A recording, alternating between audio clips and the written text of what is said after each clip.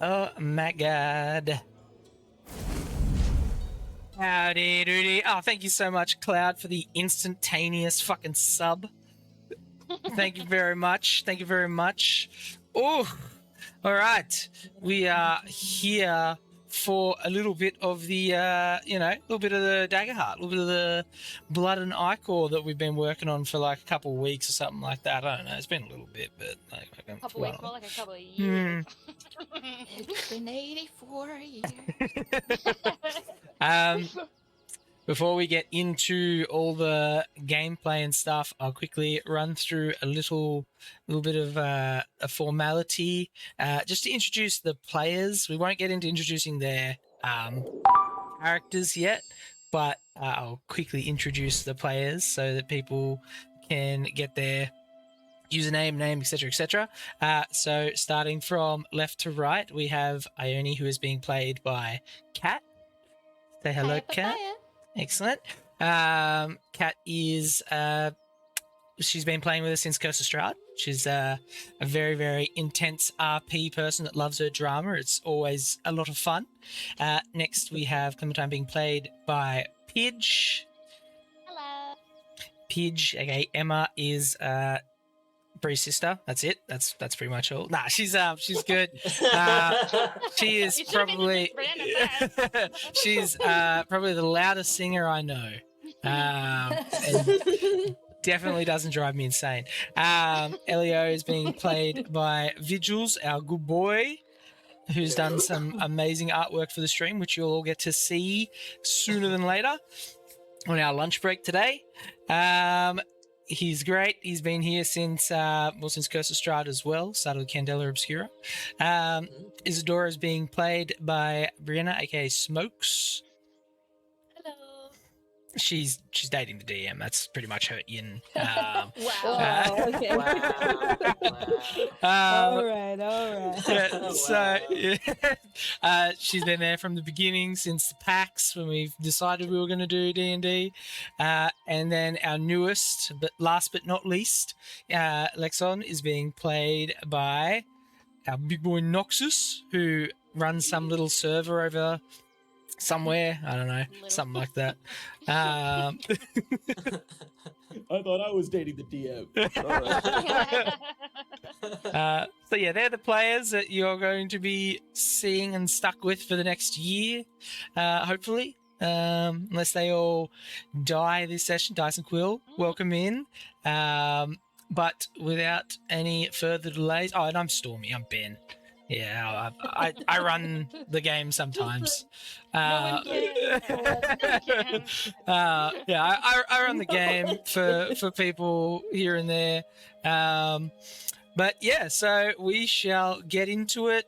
If anything is too loud or whatever in chat, we did a little test today, but feel free to let us know. Yes, please come and chill in the Discord.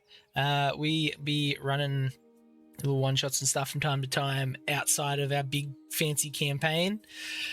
But yes, we will get into it. So to set the setting a little bit for the audience, this game is taking place in ancient mythology Greece, right? So we're talking back in the time of Theseus and Orpheus and the other Aesuses and Hercules, except not Hercules, because in this timeline, Hercules didn't survive the snakes.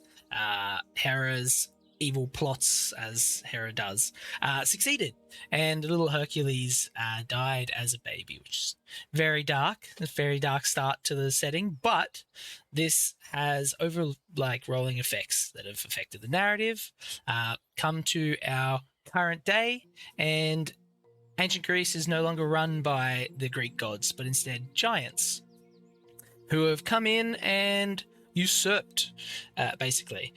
Here we are stepping into the shoes of 5 individuals who, you will see their stories, but are trying to traverse through this alternate Greece and just see what's up, I guess. Just hang out. Fucking have a good time or a bad time, either. But the setting is very different to normal Greek mythology in that some of the heroes aren't heroes, some of the bad guys aren't bad guys, and yeah, it's going to be a little bit weird. But with that, we start here on Delphi. The ancient oracle's temple lays in ruins. The player characters have amassed here through the last 3 days, with the last one arriving today, being Alexon. And we will pop in to see who's doing what. We drop in here, and the first person we see I don't being... think I have access to my character. Maybe not. You do now. All right. So the first person we see standing, leaning over a ledge, looking rather emotional, is a young man. Would you like to introduce yourself, Elio? Right. So you kind of see this man settle around the entrance of the temple ruins. You see a young Grecian man in his mid-20s setting down his net bag filled with general travel supplies alongside his lyre, which is carved with wood and gold, kind of indicating a high degree of craftsmanship. He leans on a pillar, tries to relax his lean, muscular physique, and his blood-red chiton, the tunic, flows with the wind breeze. He has a sun-kissed olive tan skin that contrasts very well with his pale blue eyes. And the chestnut brown wavy hair, shaved on the left side, swept to the right, kind of just rests on his face. He looks around, sees there are some other people here. He smiles, but doesn't quite reach his squinted eyes as he nervously addresses.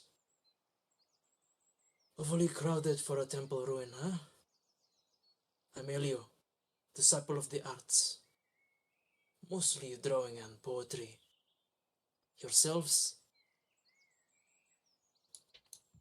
The person closest in proximity to you is a very, I don't want to say dainty, but elegant looking blonde figure that you have walked here with. She turns, hearing your question. Would you like to introduce yourself, Clementine? So yes, as you see a beautiful woman. She's almost draped over the wall as she kind of is, she looks very relaxed in herself. She's got beautiful long blonde hair that kind of cascades down her back. She almost looks like she's glowing in in the low sunlight. She's got this beautiful freckled tan skin, and her eyes are green that kind of,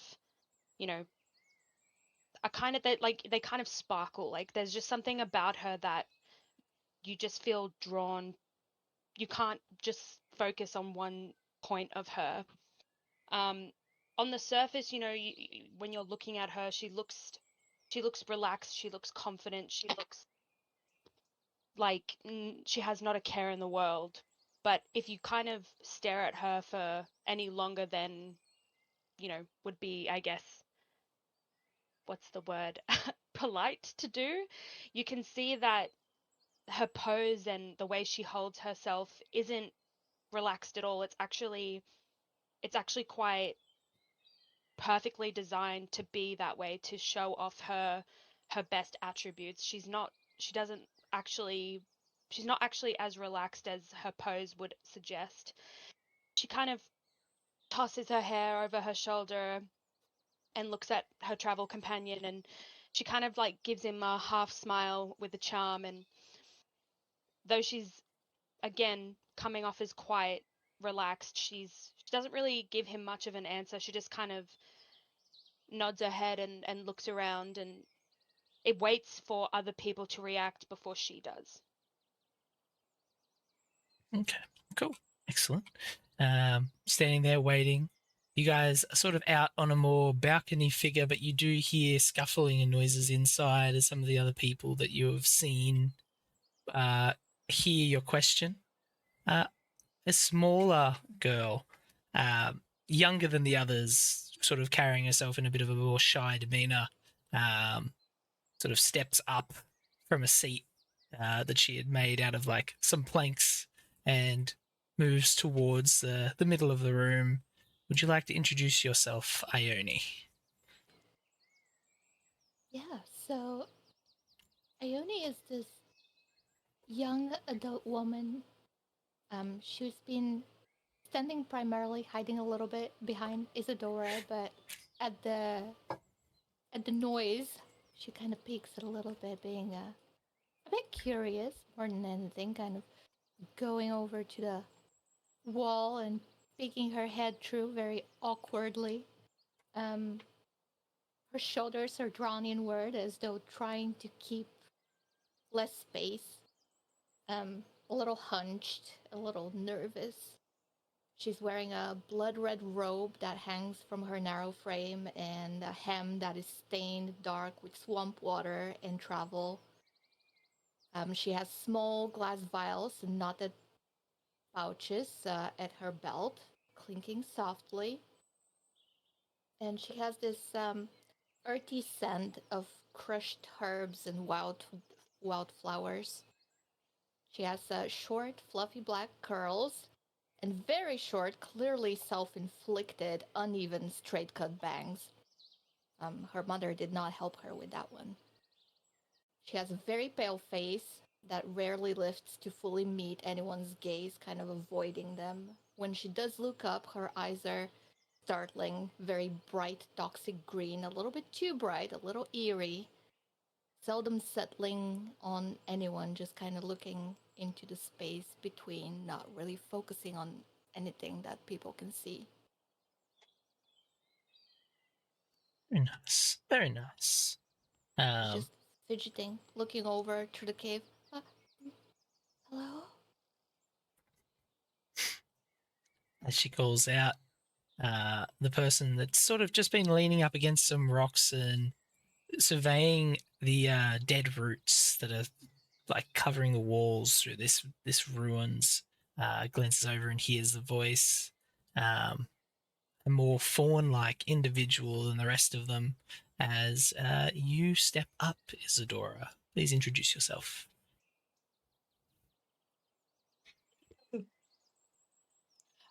So you see a beautiful and tall fawn woman with strong deer legs that are covered in brown hair.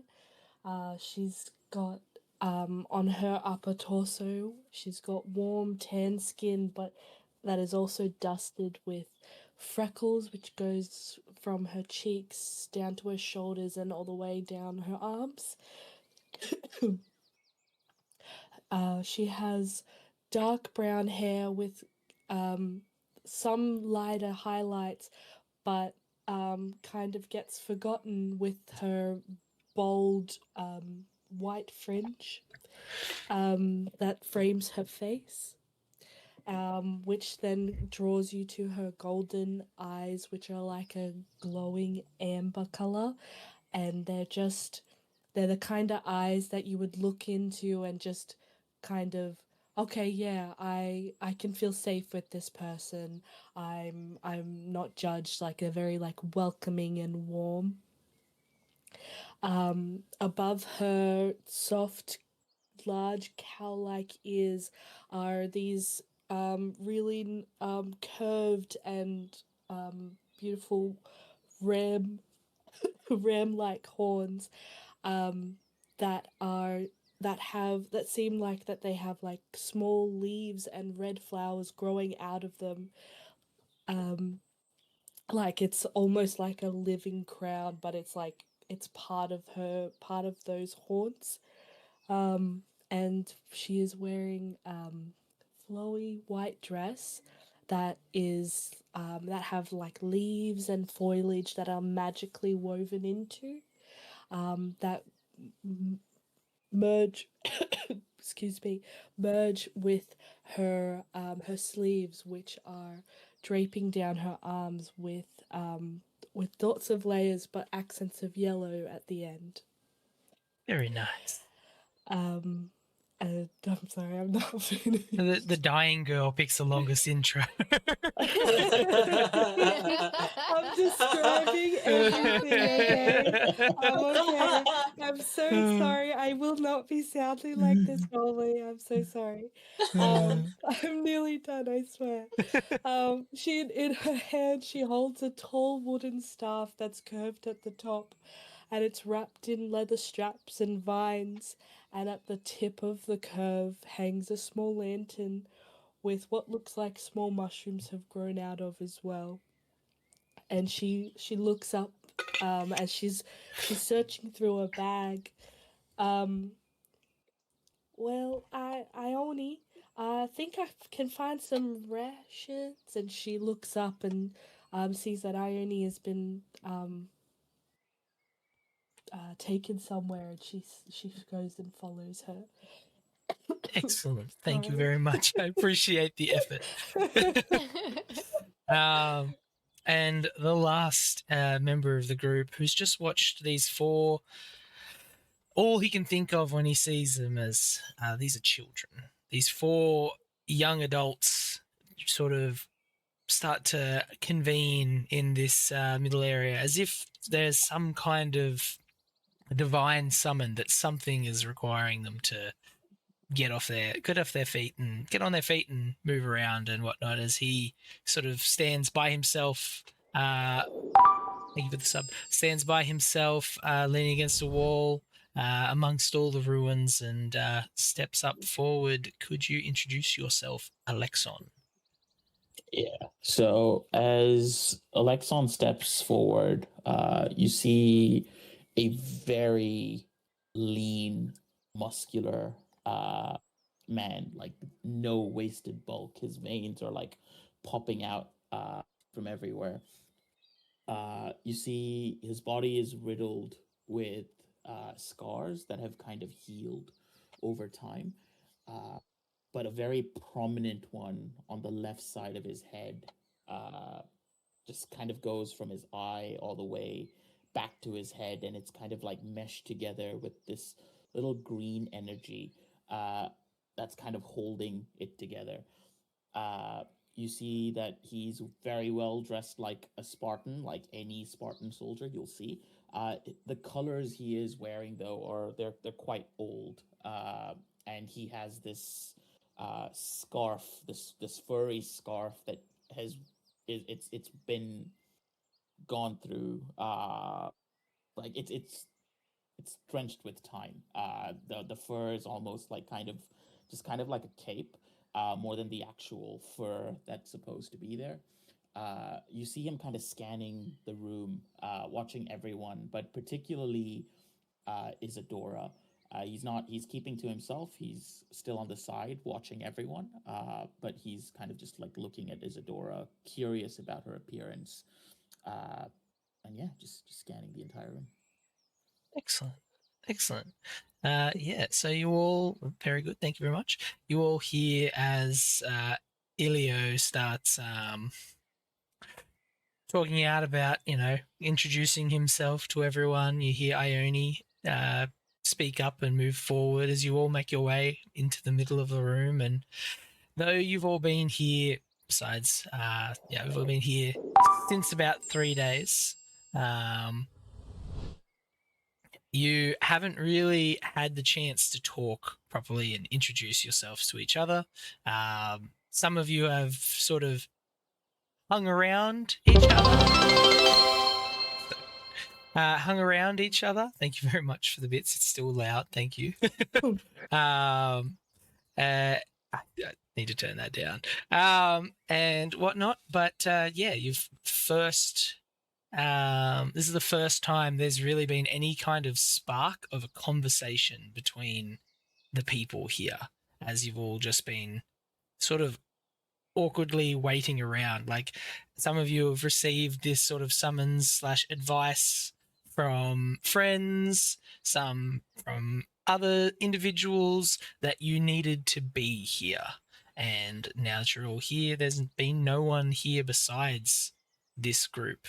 No oracle or whatnot, just these 5 strangers. As you all start to talk to each other, I suppose. Well, Elio is still kind of just waiting for people to introduce their names because he's given his name. Ione did start to say something, and so he's just like eyeing her, waiting for her to finish, I guess.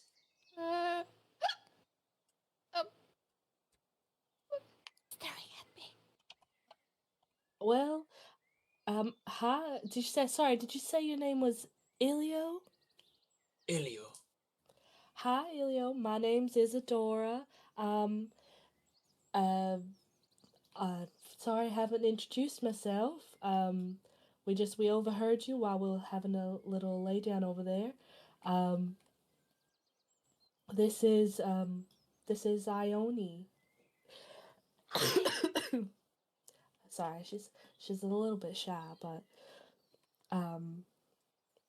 yeah. Well, She waves awkwardly. and you are Miss? Clementine's gonna kind of like again, like kind of toss her beautiful hair that kind of get like you kind of get like a whiff of roses or like kind of like a citrusy vanilla-y scent coming off her as well. She spares a glance at the mysterious man kind of keeping to himself. Again, she's very clearly presenting herself, so she kind of like saunters forward and gently like puts her hand forward. Name's Clementine. Sorry, I didn't catch your name. Oh, it's a pleasure. My name is Isadora. Lovely. And she kind of like takes your hand and kind of like gently like grabs your hand with a gentle like swipe, and then she kind of leans past you and kind of offers her hand to Ione as well. And hello. Ayani looks at her in awe. She's like, her jaw is dropped. She's just like, Clementine so kind of like, pretty. oh, thank you, thank you. Are And you she the kind of oracle? blushes. No, no, but I am here to see the Oracle. Have you guys seen her about? No, we haven't. Well, I haven't been able to see her just yet. I'm still waiting. Um, I believe she's here. I only heard rumors that she's here. Wait, Well, they're do we here. do we know? Do we know it's a woman? Maybe it's that man. Hi. Well, it's possible. Mr. DM, so Mhm. have we saw like have we seen each other? We just haven't introduced over the 3 days, or I think you Yeah, said that Electron only just arrived, right? Alexon Yeah. just got here. Yeah, so Yeah, it's okay. pretty much early morning at this point. And yeah, Alexon's just rocked up.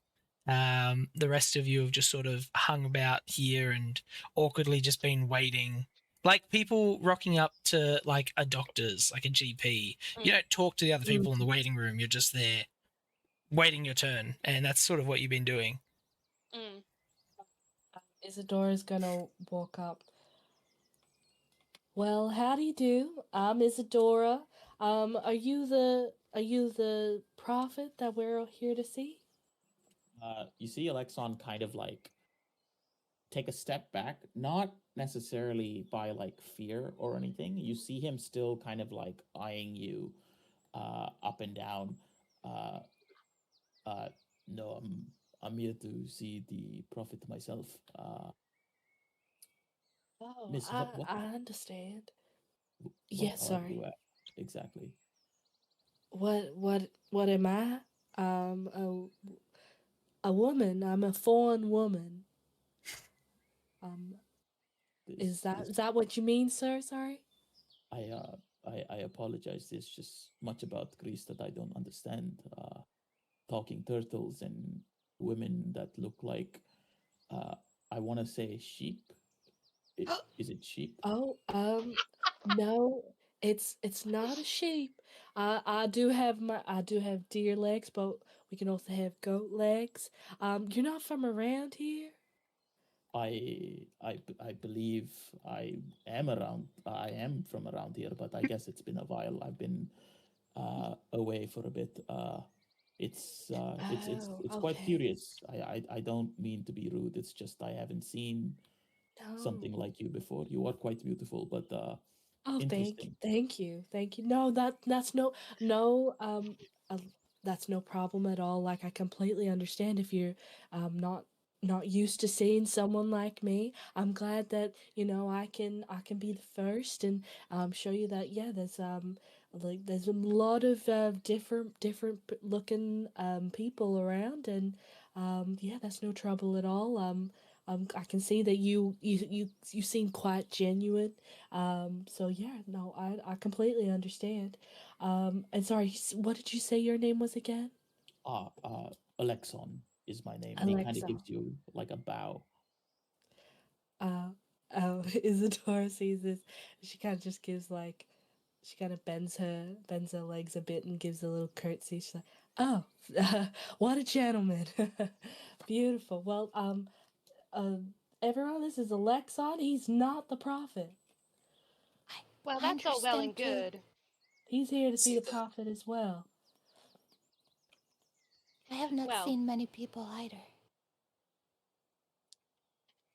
Uh, well, I mean, this is just bad business. Huh? Well, it was a rumor. Wait, Uh, Yeah. this was a long shot for me, but how long have um, you guys been here? uh, oh gosh, do you know how long it's been? It's kind of blurred for me.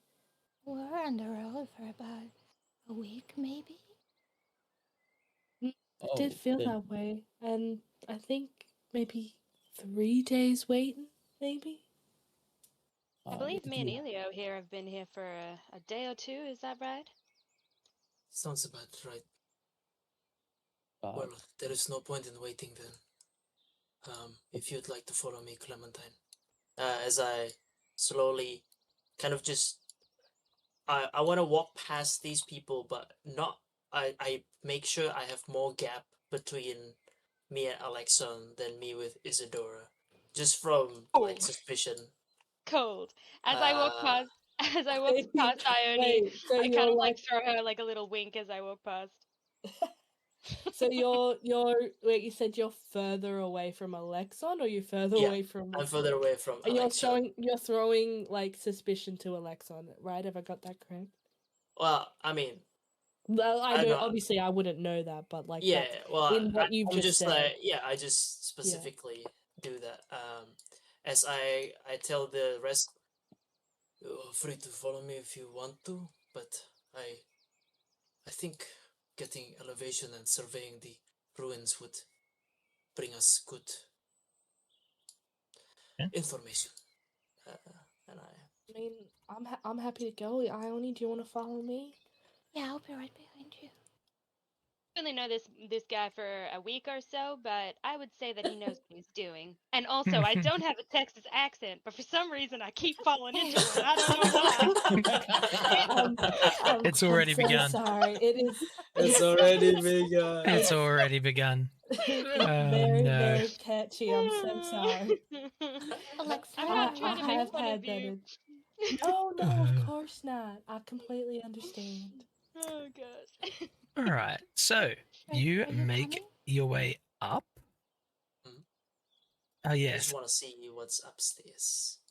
Sorry, Ione, you were talking to Alexon. Yeah. Asking if he's coming. Alexon will kind of give you a nod and go, well, I was here to, I guess you could call him a friend. I was following a friend who was supposed to be here, but considering that I don't see him, uh, if you don't mind, I'll stick with you guys. Yeah, maybe we can find your friend. So, Alexon, as you begin to follow up behind, you get like this faintest like vibration in your left hand as you look down, and you see your ring just glows this like faint green.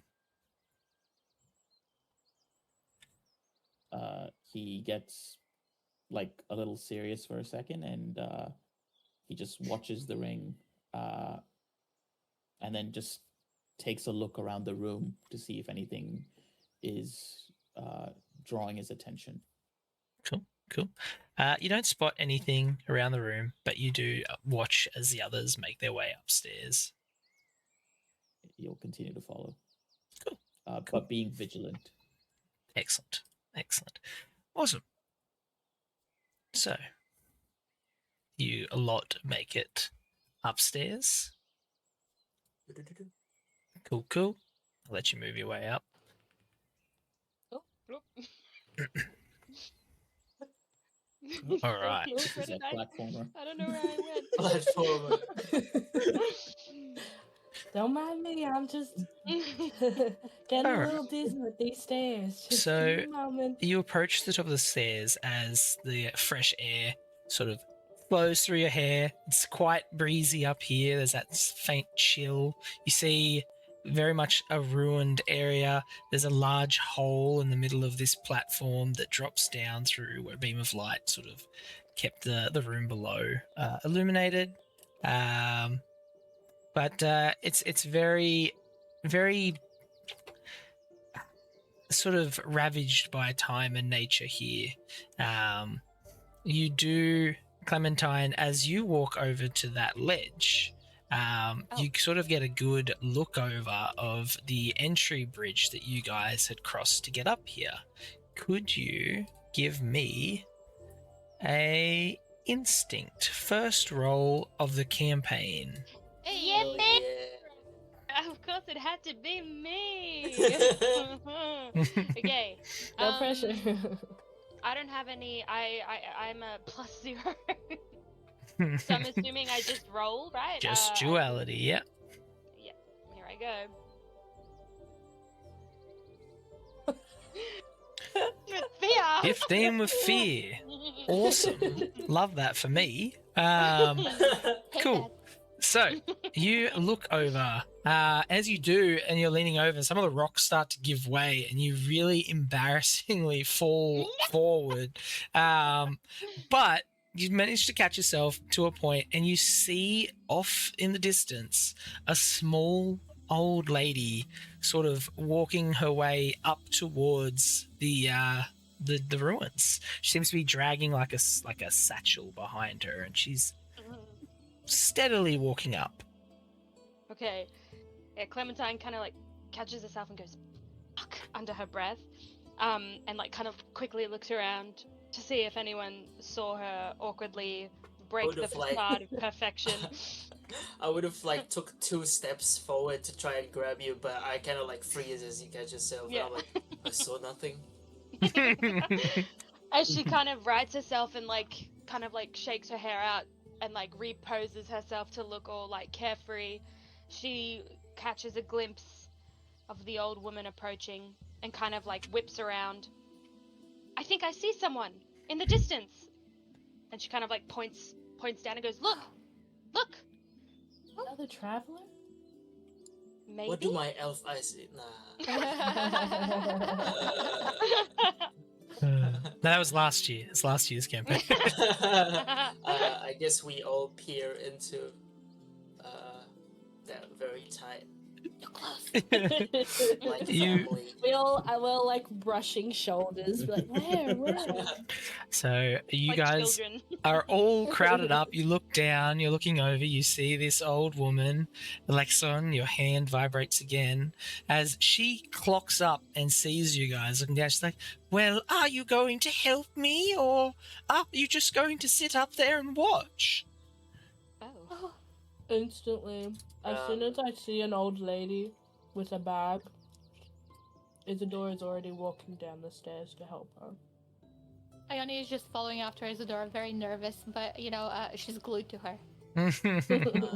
Clementine's gonna kind of like softly smile to herself and say, "I respect the hustle," and then walk downstairs. As I was about to follow Clementine, I whispered to Alexon. It's like, you feel different. You are so quiet. One sec. No, I just said, well, I guess that's the point. You don't hear it. Cool. I'm going down. I'll be like, huh?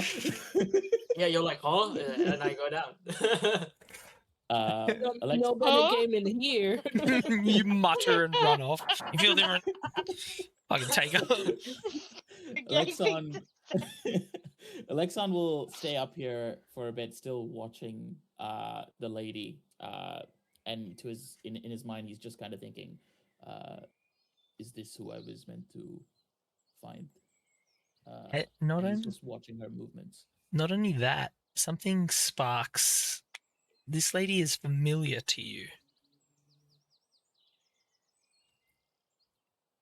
A history check? How so? Like, what does she? You've seen this lady before. You've met this lady before from a young age. Oh my god. Do I like instantly recognize that? With over 30 years of time that's, been been seeing this person, she looks different, but you think it's the same lady. There's a little bit of like anger and sadness, but he instantly clocks and understands that this is the Oracle, and he starts walking down, just quietly and Cool. intentionally. She walks up, she's like, look at you all. You're all growing up into such young, strong, beautiful individuals. Ma'am, please let me help you. Can I help carry your load? Carry your basket? Oh, that would be lovely. Thank you so much, Yeah, dear. As and she grabs it. she hands this somewhat hefty bag to you, and you can feel like it's got like a bit of weight to it as she hands it over.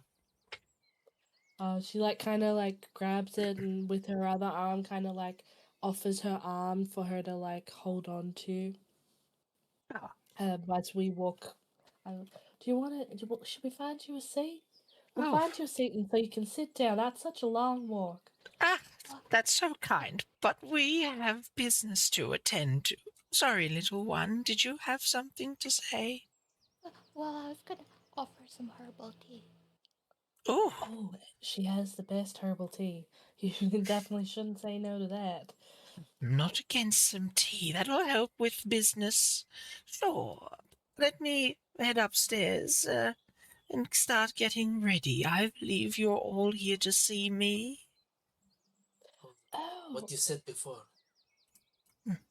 You said, have we met? We have not met in a sense, but I've known of you for a long time. How so? The sight. It's rarer nowadays, but I've seen you before you existed, little Elio. As she sort of like reaches forward to like scruff your ear a little bit. Oh, I shudder. I get goosebumps. I was like, She's the real deal. I never told you my name. You don't have You're the to. Oracle. Yes. You may call me the Pythia. the Pythia. Yes. How would you spell that, DM? Pythia. You see the Pythia? The Pythia. Pythia. You see Elio's face harden, kind of like clenching his jaw, but he kind of looks at her being old and such. She's like, do you need a hand? Oh, no. I'm spry enough. I'll be fine getting upstairs. Besides, once we start, we don't have long, so we best get this show on the road. All right, back upstairs, I guess. Wait, yeah, wait. So, What? You say we sorry. don't have law? Did Yeah. you want us to wait here, or would you want us to come upstairs? What would you prefer? Well, I might see you all one by one, if that's okay. That's sort of how we used to do things here. And then I'll speak to you all together afterwards, if that's all right. I prefer Yep. that. All It's right. it's your show, lady. Okay. Wow, what lovely accents you have. I It's all right. I understand. It's very touchy. All right. I'm just an adaptable chick, you know. And she, as she walks, I've met heaps like you. Don't as she worry. walks past you, Alexon, she puts her hand on your hand. She's like, you have grown. Not as much as I thought, but still quite a lot. Why am I not surprised that you are the Oracle? Well, it's not really a job with many people fighting for positions. As she walks up. Quite a lonely one, I'll be honest. All right. Who would like to come first? Ione is like already moving Nope. ahead. Nope, I was, and then I was like, nope. Never mind. I lean into this rock, and I kind of like give an upwards nod to Alexon. You seem like you have questions for her. I appreciate it, young man. But seeing that I was the last to arrive, it would be rude to cut ahead all of you. I have much to discuss. I can wait. I've been waiting long. What is a few more hours, right? Still a kind boy, as always. A little mischievous, but kind. I kind of look at the bundle of ladies. Ladies, If you don't pick, I shall. would one of you want to go first? Oh, Clement- I couldn't. It's not in my nature. Please, anyone else, if they're wanting to go first, please.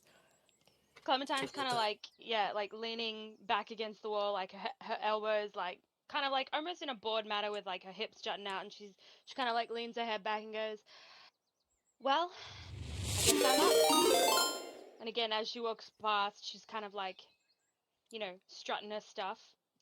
Good luck. Excellent. Thank you so much for the stream there, Grimbeard, for the raid. Thank you very much. Hope you guys are having a good stream. Excellent. So, Clementine, she holds out her hand for you to take. Yeah, Clementine kind of, as she walks past Alexon, she kind of like looks at him and like looks back at the oracle and goes, "It didn't grow up much, like hasn't grown much, bro. What?" Because she sees how big Alexon is, and she's kind of like, "Bro, huh?" And she kind of like, I don't know if I was clear about it when I was introducing my character. Alexon does look like very much in his mid-20s. He's a young dude. Okay, yeah, but because like So he's not like, 40. is he like? I mean, like he looks big. Like, is he big, like buff? He's Yes. big buff, yeah. Okay, yeah, that's what she was meaning. She's looking at him like, "Bro, huh?" He's like, what do you mean it hasn't grown much? This guy's like fucking What do you massive. mean? She gently and daintily takes the oracle's hand and kind of casts one look back at everyone and kind of gives them like a little like smile and a wink, and then tosses her hair back and follows the oracle up the stairs. Excellent. The two of you make your way up. Hiya.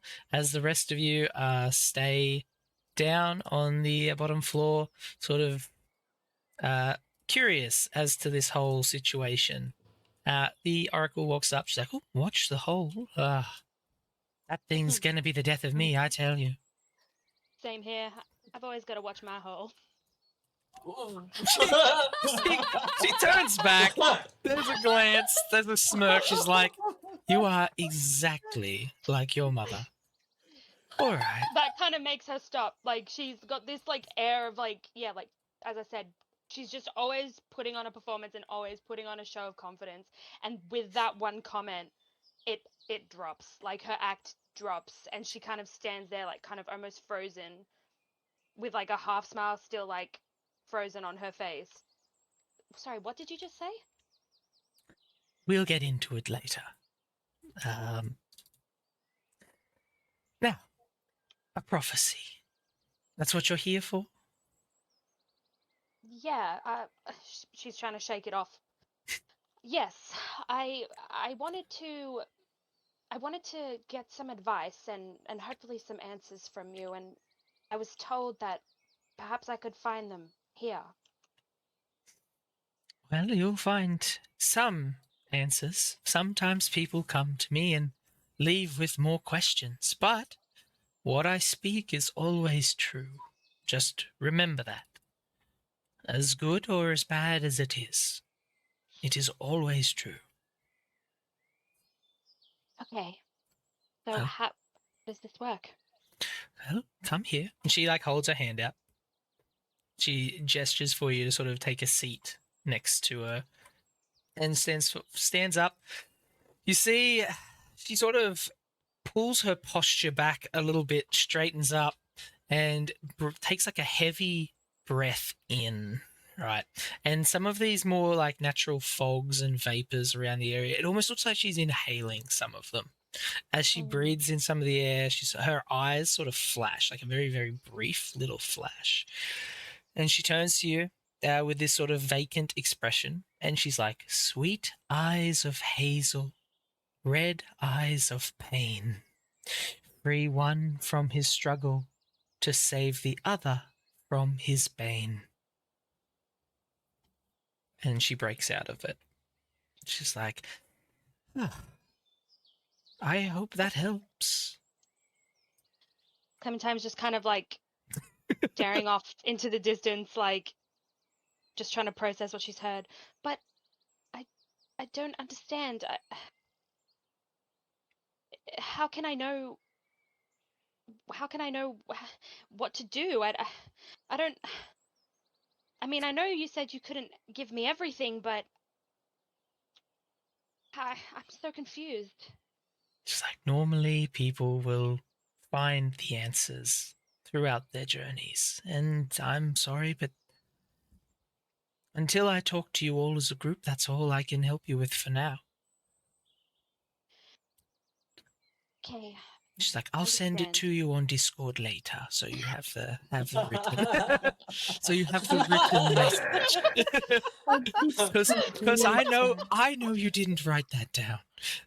You spoke too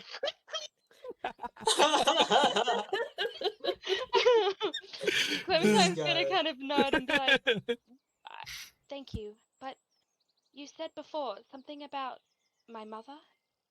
Yes, you are like a more kind vision of her, I would say. But you have had your vision. If you could please go and send the next person up. Of course. Again, she's trying to shake it off. She obviously appears very shaken from even just a mention of her mother, but she kind of like gives a low curtsy, and nods and sashays away. Okay, cool. I'm sending you your prophecy. A raven sent it to me. Boom. There you go. So it's obviously up to you guys whether you share your prophecies with the other players or whatnot. Entirely up to you. You don't have to. But yeah, they are each your own individual things as you make your way downstairs to the rest of the group. Yeah, kind of like just before she turns the corner, Clementine just kind of like takes a second. She kind of like puts her hand on the like rocky wall and like kind of clenches her fists in her eyes and like kind of like just takes a deep breath. And then she like recomposes herself, plasters on a, charming smile and puts on like a slaunter. And like you would not know that anything had shaken her at all with the presentation that she puts on as she rounds the corner. Fake it till you make it. Exactly. Well, who's next? You find the answer that you seek. She kind of like looks back like over her shoulder at him. Yeah, in some ways. And then she kind of Yes. walks off and sits like kind of leans back against this rock and goes back to posing it up. Um, I just want to address the others who haven't gone, and I want to go. Look, I think I shouldn't be the one to go first. I mean, next and, Well, you would and be all second. that. Yeah. Because I went first. I went Yes. first then. yes, I mean, I should probably go last. I think don't you want. should go ahead. I'm busy making tea. Are you sure I will be probably ruffling some feathers? Well, I Was there- understand. So Wait, you're was there a not. bird You there? think the What kind of a bird is it? Hmm? What kind of a feather is it? What? The there two a of you were bird? speaking at once. I could not listen. I'm sorry. I'm sorry. A bird? Which feathers? No, Are it you is a metaphor. I mean, I'm going to make her probably angry. Oh, there's Just- no feathers. No. What were you Sorry. saying, Isadora? Basically, I was just gonna say that you think that you're gonna piss her off, so she might not see anyone after you. Is think that what so. you're saying? Right. I just Okay. don't want to take it away from you. Right. And where is Alexon? Did he disappear, or am I just blind? He went Clementine kind of outside. flicks her finger. I can see him. He's just out there. Catch me outside. How about that? Oh, okay. Well, Well, it cause seems that Ione, everyone you're else is doing. predisposed. Oh, yeah. Well, Ione, I'll leave you to the tea. Let me know Okay. when I come back if I can help out. But I It's guess I'll okay. go up second. Yeah. Just cause it seems like Yeah. that Good seems like luck. the best way to go. Thank you so much. I'll be quick, hopefully. I'll have tea for you after. Can Oh, I I use look like the forward fire to it. from the lantern to like make a little fire and make like a little pot and make some tea with my herbs? Yeah, 100%, 100%. Do you Amazing, want to? Yeah, you can just go. Do you want to give us a sneaky little roll to see how good your tea is? Let's go presence because you're Presence is performing the plus present. one. Beautiful. Yeah, go for it. See how good this is. Beautiful. 15 with with fear. fear again. Cool, cool. Oh no! You managed to whip up some pretty respectable tea, and you're feeling pretty chuffed about when you get the chance to present this to the Pythia. Yeah. She's just very nervous, but yeah, she's gonna make tea for everyone if possible. Nice. Yeah, well, you definitely succeed in making a fine quality tea. All right. Next, Clementine's gonna Isadora. kind of come up behind Ione and just like poke her head around and be like, "Can I have a cup?" Oh, yeah, of course. There you go. And Thanks. she gives her a cup of herbal tea. Lovely. Isadora, you walk up and you see the Pythia sort of sitting there. She's like, didn't happen to bring that bag up with you, did you? Oh yeah, of course. I didn't let go. Marvelous, marvelous. Thank you so Thank you. much. Thank you so much. As she props it off to the side, she's like, I'll be needing this when I speak to you all as a group. I have Oh. presents for you. Oh, wonderful. I love presents. Yes, I'm sure you will. All Oh, okay. right. Now, a prophecy. Oh, well, I mean, I guess I'm here for answers if you can give them to me. We're kind of stumped back at Vitaris on what we can do. I'm sure you know why I'm here. Of course. Well, take a seat. And she gestures towards this, just next to her, sort of on the ground as you sit down. you see her perform the same thing that she did before. Obviously, you didn't see it, but she breathes in. You see the fumes enter her lungs as she is enthused, you could say. And this sort of voice comes out.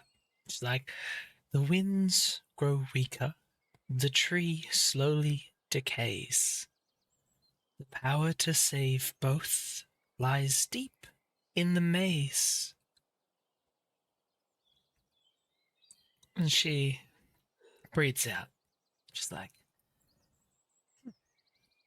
gosh, this doesn't get easier with age, I tell you. Thank you. I think I'm gonna have to figure it out, but I think I can slightly understand. Thank you so much for that. Of course, of course. Perfect. Let me know if you need anything, okay? I know Ione's got the herbal tea going, so when she comes up, she can bring you a cup. That would be lovely. Thank you so much. I'm glad you feel good about this. I think so. I'm gonna have to mull over it and kind of think about it, and maybe do some meditating. But yeah, no, thank you. That's why I'm here. I'm wanting answers, and though it's in your usual prophecy sense, I believe it is something. It's something that I didn't have before, right? So I do thank you so much. Of course. All right. Send up the Wonderful. next if you could. Perfect. Thank you. And she kind of like she's gonna try she's gonna just how when someone's speaking to someone and they just give them a little they touch their shoulder and they're like thank you so much and then they leave. Yeah. She's gonna do that. She's very receptive, yeah. And she goes down the hole. No, she Throws herself down the hole. Ione goes to give some tea to Elio, awkwardly avoiding eye contact. I grab it and I give her a slight nod. Thank you. You're welcome. She grabs another cup of tea and goes outside to Alexon. Would you like some tea? He turns around, and as soon as he does, you just catch his face for a quick second, and you see that it's kind of teared up a little. He wipes his face, and then he kind of looks at the tea and goes, "What's that?" Oh, herbal tea. Maybe it will help calm your nerves, or. I drink it. Okay, appreciate that. Yeah. Thank you. And you'll kind of grab it with both hands very awkwardly. Yeah. And She'll just bow a little bit and kind of awkwardly backstep. Backstep. I hope you feel better. And he'll start sipping the tea and just sitting on the stairs. Nice. It's herbal tea. It's herbal tea. As Isadora comes down, she kind of nudges Zelia. She's like, she seems like in a good mood, so I don't know. I hope what you're gonna do ain't gonna piss her off too much, cause she's lovely. And then she turns to Ione. Ione, if you're gonna go next, are you able to bring up a cup of that herbal tea for the lovely lady upstairs? Oh yeah, I'm so of course. sorry. I did say that you would, but I didn't check with you first, of course. So I apologize. That's okay. I guess is it my turn then? I mean, is Alexon still preoccupied? He looked like it a little bit, maybe. Okay, I well, step aside to make way. Yeah, if you want to go, then I think it's a good time. Okay, here, have some tea as well, and I'm gonna bring the rest to the lady. Thank you so much, and good luck. Okay, you're gonna do great. Just be yourself. Oh God. Okay. Okay. Got this. Clementine's gonna kind of like call out after her. Good luck, little mouse. Oh, Okay. man. I suppose I am. Now, Clementine, that is a positively adorable nickname. I don't know why I didn't think of that before. You know, she's quiet like a mouse, so I thought Yeah. it was suiting. No, absolutely. I've spent a bit of time with little mice, and it's perfect. Very very well done. You Oh, approach ma'am. the Pythia. I'm gonna give her a cup of tea. She very gratefully accepts the tea. She's like, "Ooh, this looks delicious. Ah, you're quite the skilled little one." Thank you. Mother told me how to make potions and lotions and teas Mm. and some stew. And her shop is doing well, of course. Well, I think so. Well, they say that you need to have people for things to be doing well, and I don't see many people, but I think it's well. She keeps making potions. I see. I see. Well, I think the swamp is going to get a lot busier sooner than you know it, so I think she'll have plenty of customers. I would Busy? say. Oh, she Yes. wouldn't like that. Oh, she really wouldn't like that. Okay. So, what are you here for? Well, She looks back towards where the others are, making sure that no one is listening. And she leans in a little bit closer. I found out who my father is. Oh, you did you? I'm scared. I don't know what to do. Well, you've come to the right place. Please, Okay. sit. Oh, okay. Yeah, I think I'm gonna need that. She Cool. sits down. Sits you down.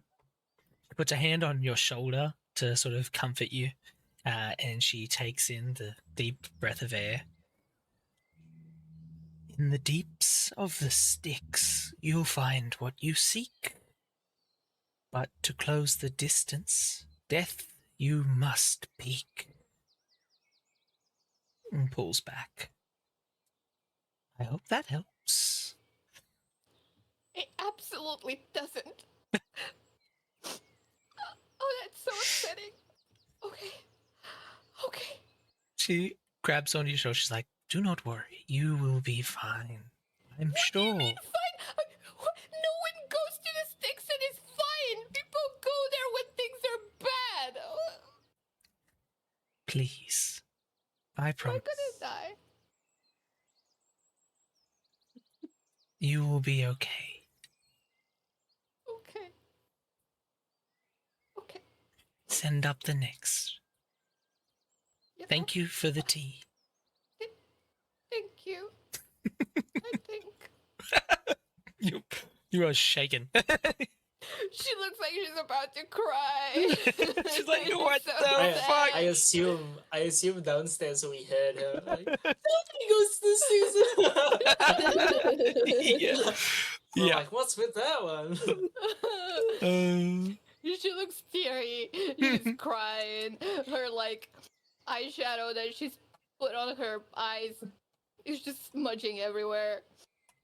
Isadora just opens her arms out. She's like, "What's What wrong?" did they do to you? She's gonna go What for a hug. She's happened? just hugging Isadora. She's really upset. She just pats. She just like rubs her head. She's like, "Oh, it's okay. It's all right. Don't Yeah. worry. It's Well, all right. Prophecies as- aren't always what they seem. We'll figure it out, okay?" Okay. Oh gosh. Well, I'm assuming Alexon's next. I'll go get him. As she walks past, she kind of like gently brushes her hand across Oni's arm and in like an act of like, it's okay.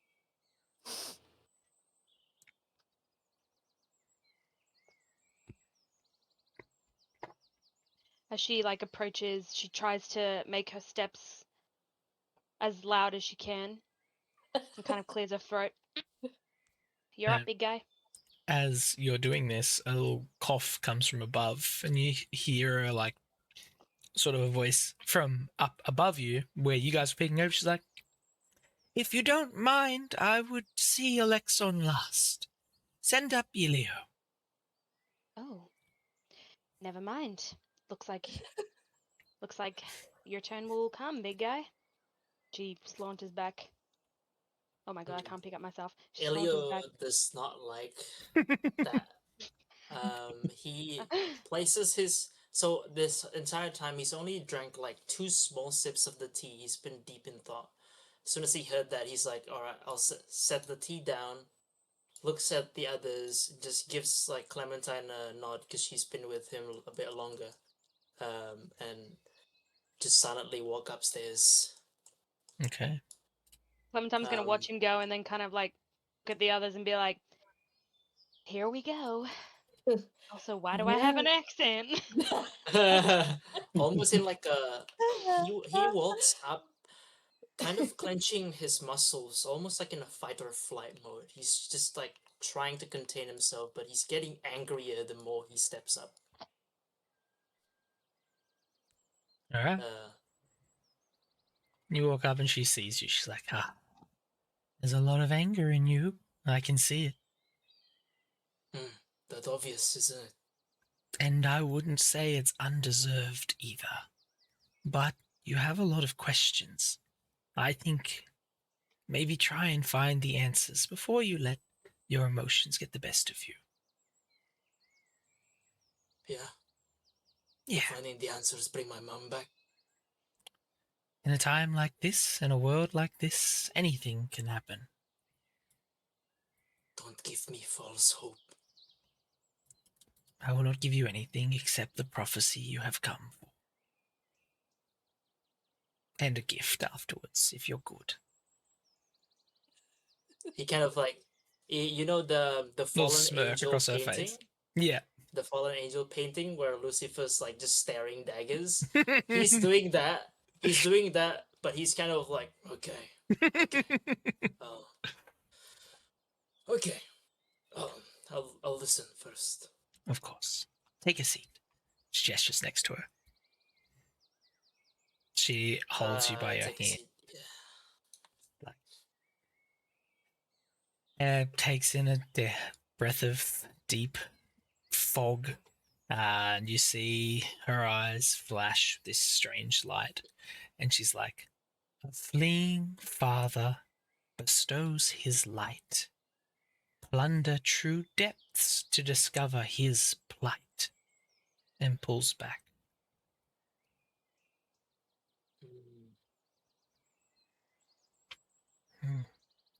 I'm sorry that it's not a lot to go with, but you will make the most of it, I'm sure. I have a prophecy of my own to counter yours. I'm listening. The sun, Apollo, casts shadows. I follow where his absence festers.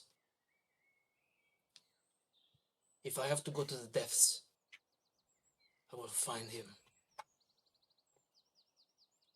We shall see. We shall see. He pats you on the back. She's like, "You have a bit of a knack for the prophecy thing, though. I'll give you that. If a position opens up, I would recommend not taking it, though." Thank you. I will stick with poetry. Send up Alexon, if you could. Good boy.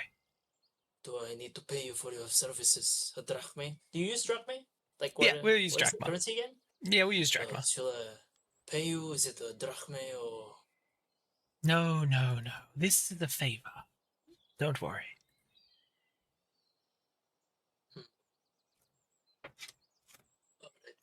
Some people say favors cost more than paid objects. She like sort of gives a little like laugh, not like malicious or anything. As you walk away, she's like, "He is going to be a fun one for his friends.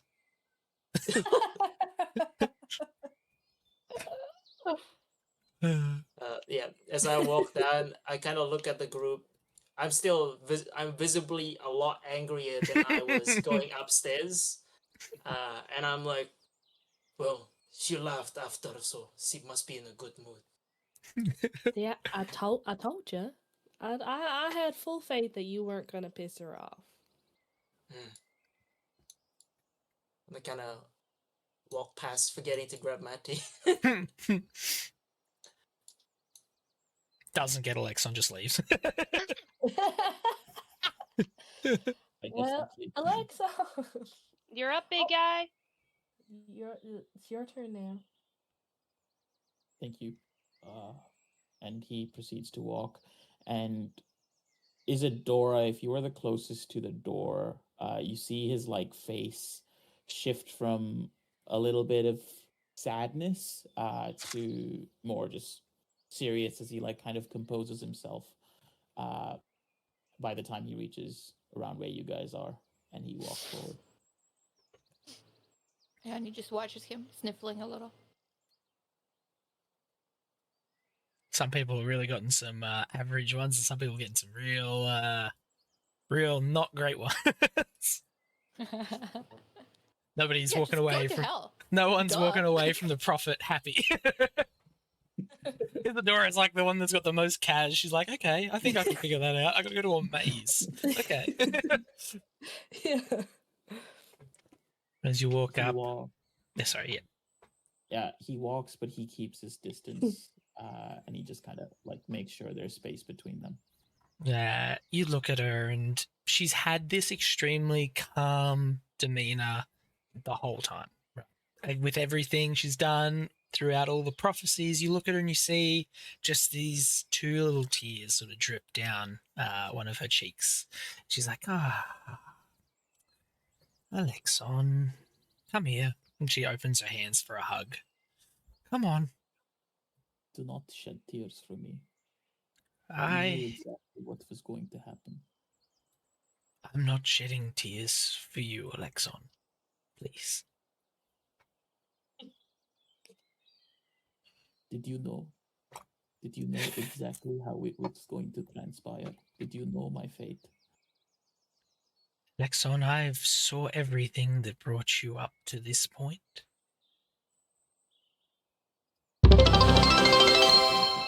Thanks for the By what you bits. do. What was that, sorry? Do you think you're helping people by what you do? What you do is cruel and evil.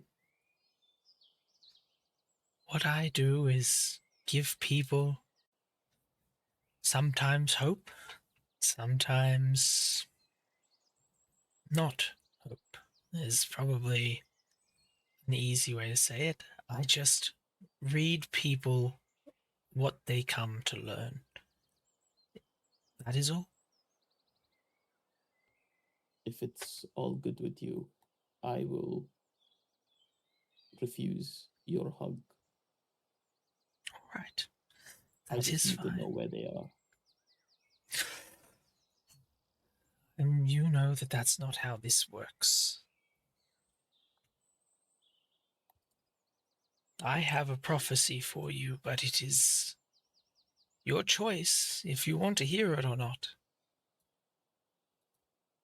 Will it help me find them? Yes. It'll guide you to do what needs to be done. If that is the case, then I shall hear it. All right. Would you like to sit here, or are you comfortable over there? If it's all the same with you, I would prefer to stand. Okay. She takes in the deep breath, and you can see this look of just remorse on her face. See almost like a dreading, not a fear, but a dreading. She's not happy about what she's going to tell you, but she feels the prophecy come through, as she looks at you, her eyes flash. She's like, eyes reopened, a father reborn. Unmake the sun, or both are forlorn. And You see him get really angry. First, you tell me that I will die by his head, and now you tell me to kill him. How dare you? And he's yelling this, so definitely the people downstairs can hear this. It's like, I am not telling you to kill anyone. I myself am not telling you to do anything, Alexon. That is not how this works, and you know that. We are, both you and I, puppets of higher causes. 45 years later, and you are still the least favorite person I have ever encountered. Well, that might make the rest of this easier for you, or it'll make it harder. But, Alexon, I do want to say this. Do not blame yourself for what happens today. It is not your fault. You see him get like confused and really startled by that. If you could go and get the others, I will hand out, and she gestures towards a bag, what I have for you, and then I think we will unfortunately be wrapping this up. He turns, he doesn't say a thank you, he doesn't give a nod. He starts walking to the stairs, but he stops as he reaches the stairs. He looks back at her and goes, there was someone else that I was following, someone I owe my life to, who helped me in my hardest circumstance. A great man, turtle of some sort. I don't know what exactly he was. He was supposed to be here. Do you know where he is? You're talking about the Galloper Arcades, yes. That's right. That was his name, yes. I know that he is not on mainland Greece. That I know. Where he is, it is not for me to share.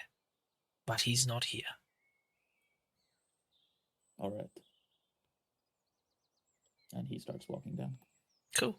As you begin walking down the stairs, your hand vibrates, and you see the ring flash a violent green. Is anything kind of like turning up his senses outside of the ring itself? No. He's like just sort of like watching it, almost like awaiting instructions at this point. He reaches like the staircase over here where he can see the rest of the group and just kind of yells out, she wants us all. And he starts walking back up. Cool. Okay, shall we go? Yeah, Sometimes this might gonna be kinda, the. like, I look at think this is everyone the and be like, presents. I know. Present But this time. is, it's we got. She said she got presents for us. present?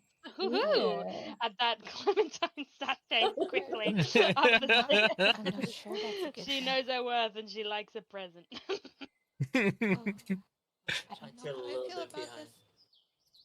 Okay. Cool. You all slowly make your way up. She's like, do watch the hole, please. Where do I Make sure.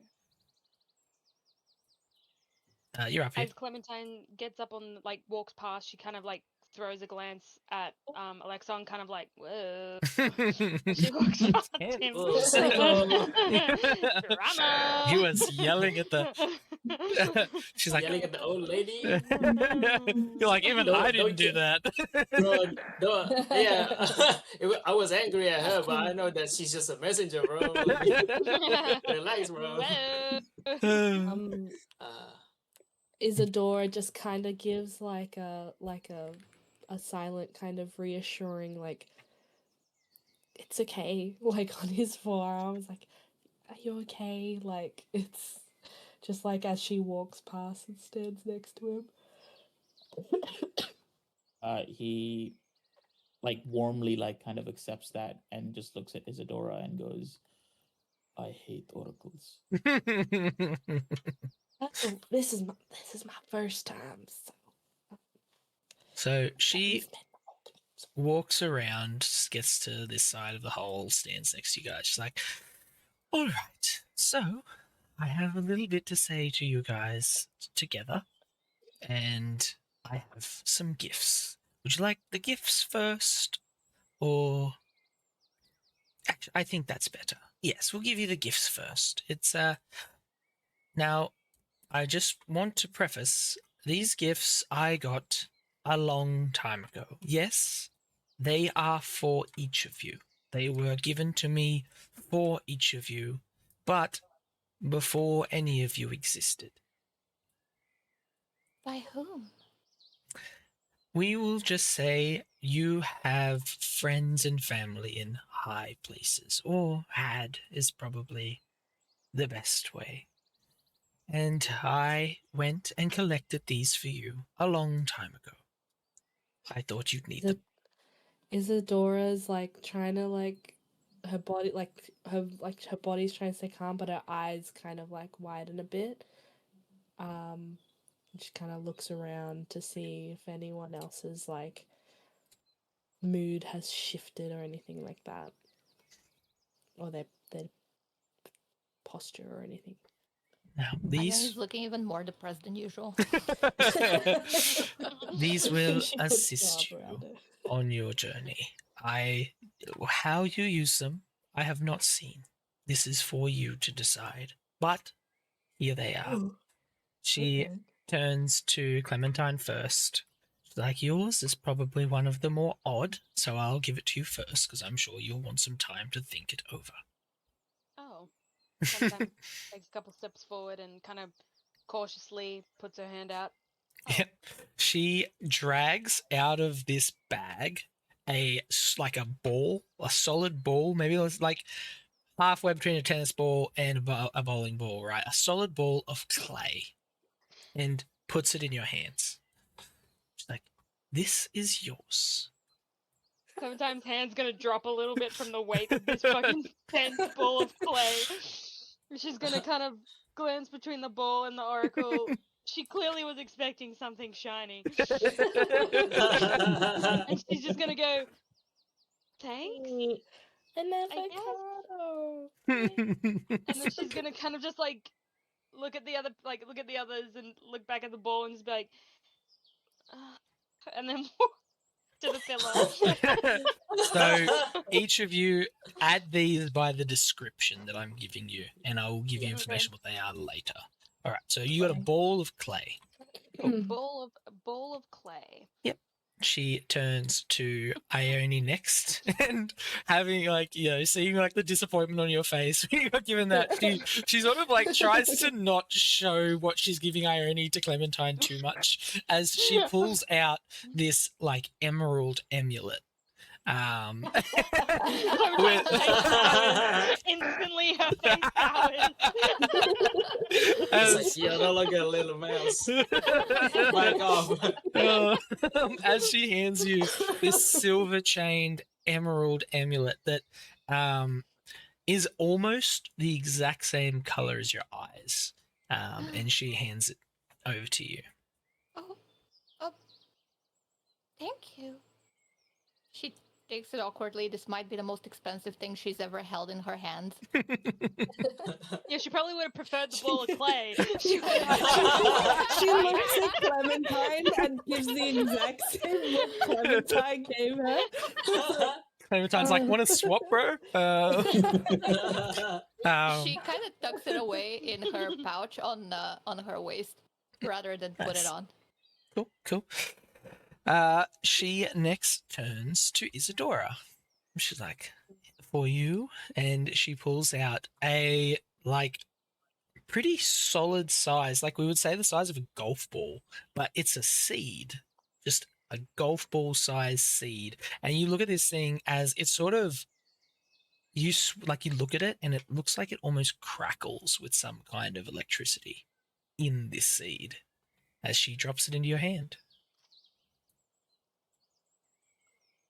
Thank you. This is beautiful. And she just kind of inspects it while walking back to her spot. Excellent.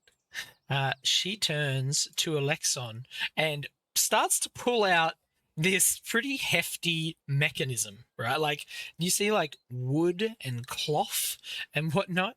And she turns this thing over and like you're watching this thing. So without any other way of describing it, right?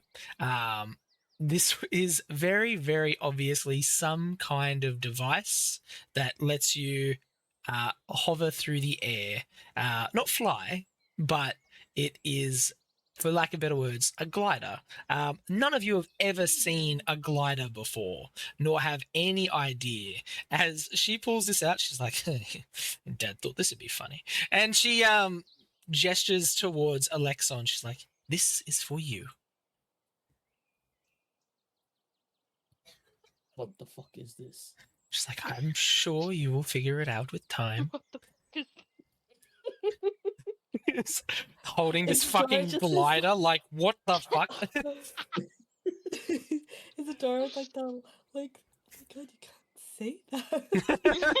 And that's her look right now. She doesn't say that, but her look is like, oh my god, that goes against everything that I've been taught growing up. He's like, It's a She gift. just gave you a gift. Ione looks a little bit inspired, actually. She like sort of see like a little bit of a smirk on her face. And she's like, and last.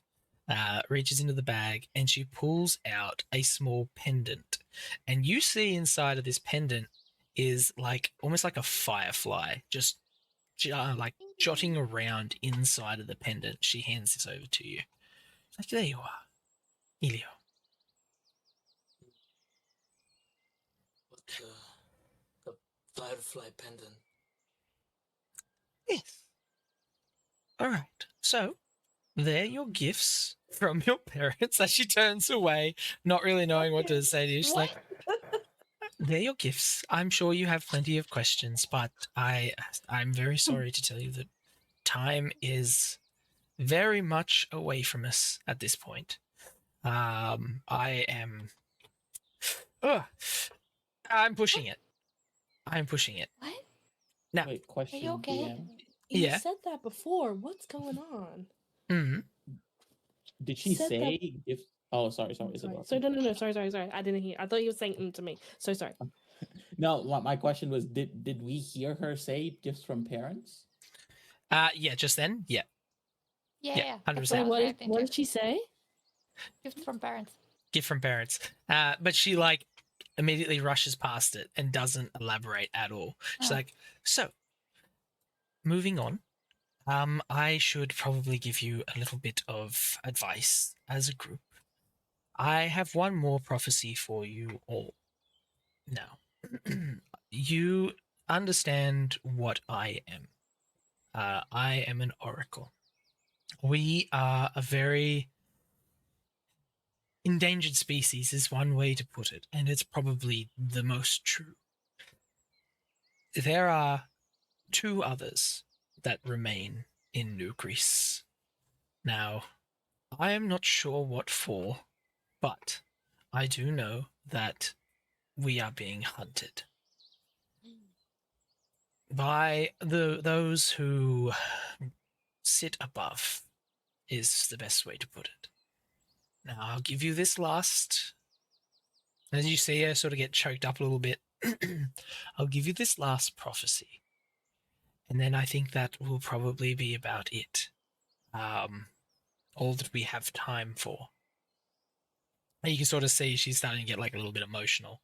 All right. As she says this, can I like just reposition myself and just go like sorry, and then I want to be leaning here, kind of seemingly taking the last bit of the sun, I guess. But also, I want to be able to see the bridge. Yeah, no, too easy. 100%. You go and sort of casually go Vantage sentinel point. and watch over. She is there. She takes the deepest breath in that she has taken. The blind Theban sees fire and fury, while the fungal youth falls upon guarded jealousy. And she lets that out. Remember this. You must make a choice of whom you pursue, as you are not the only people pursuing them. The gods, if we can even call them gods, are capable of many things, but they do lack some of the abilities of the old gods, prophecy being one of them. And the second, and as she says this, she gets cut off. The ground starts to shake, and you see rocks and whatnot start to fall and crumble. Alexon, your ring glows. Like it is now glowing and it's cracking. You guys hear a rupture coming from below as the ground starts to tear itself apart with this green energy. Emerging from behind you, a head comes through the floor and just grabs onto her and pulls her down. As you watch, she is grabbed by this large dog-like figure that just rips her through the hole in the floor.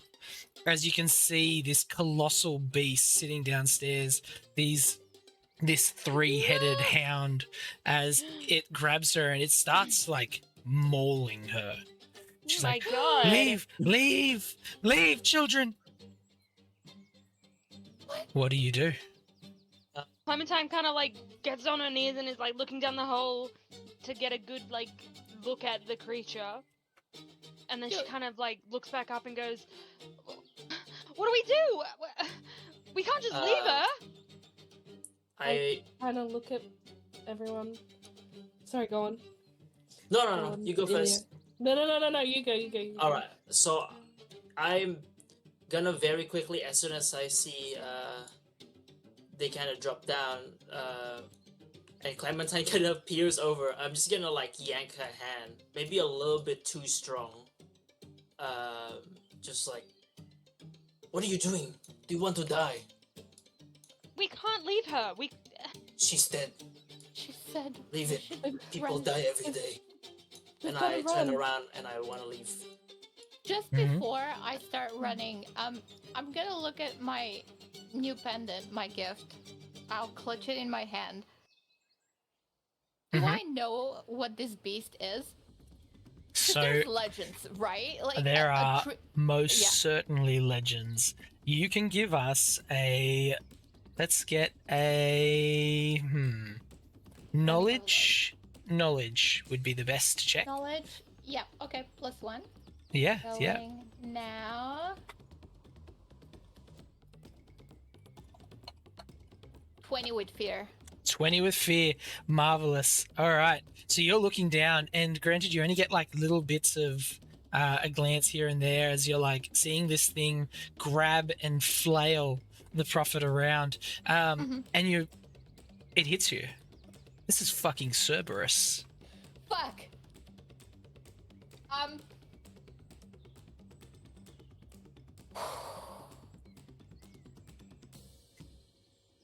Can I clutch onto the pendant and try to communicate with the beast?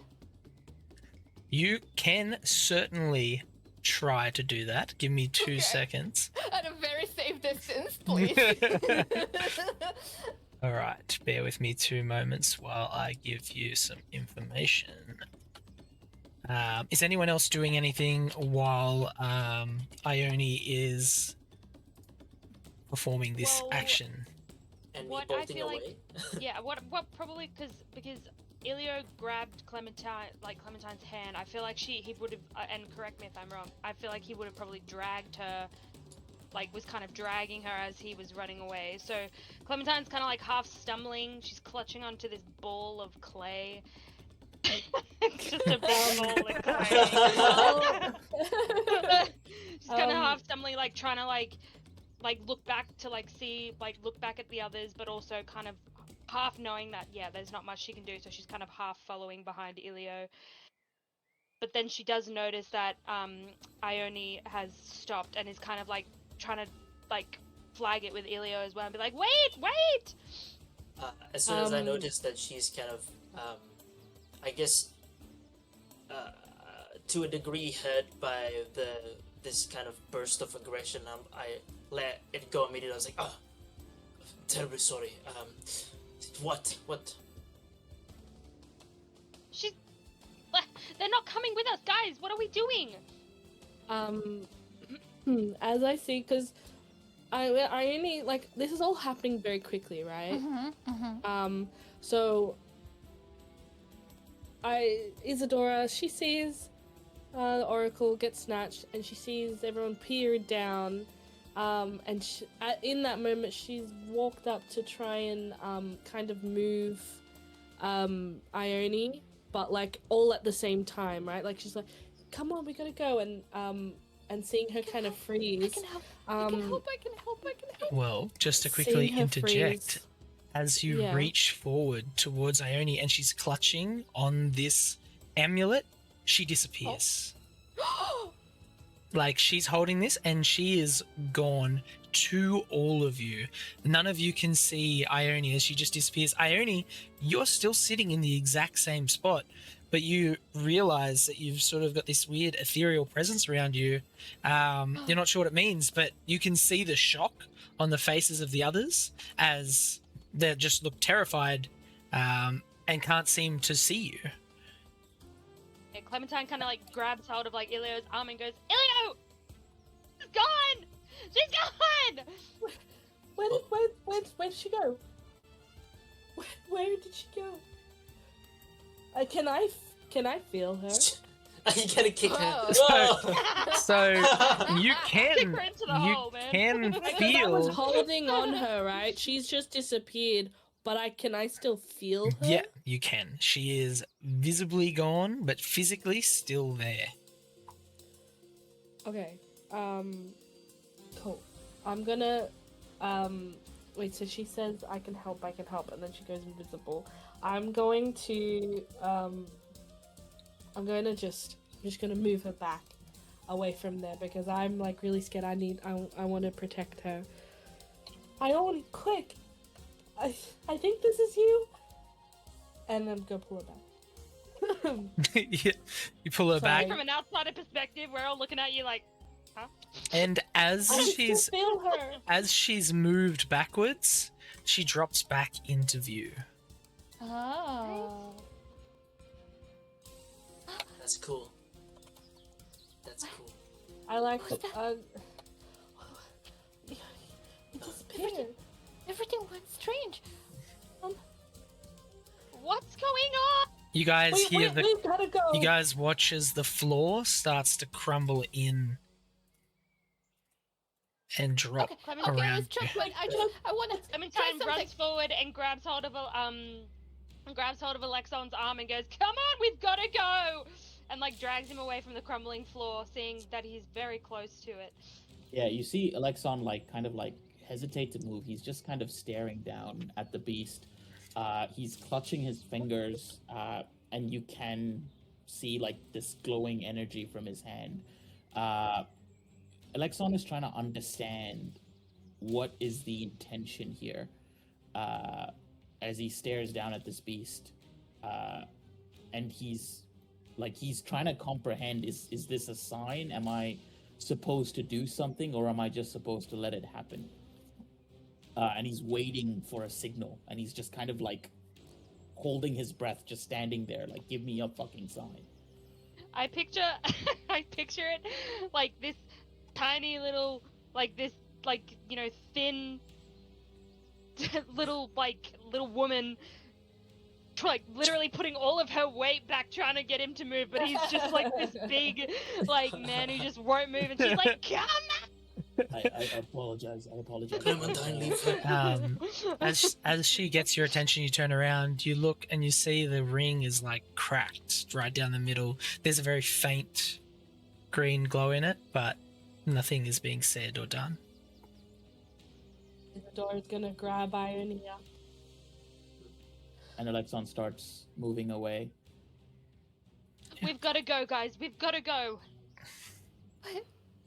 Can I hardcore parkour my way down, DM? Yeah, each of you want to give just- me an agility if Yeah. you'd like. I feel like it makes sense because I'm from Mount Pelion. There's a rocky area. Yeah. Just wanna I'm kinda gonna go that route.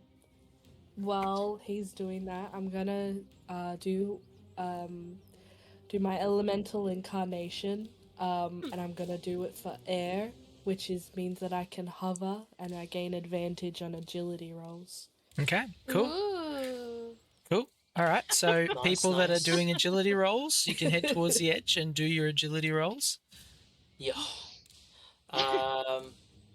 As we are doing that though, could I perhaps use my class feature to kind of rally the party in this kind of moment and go like, time walks beside us but never holds our hand. We must hurry.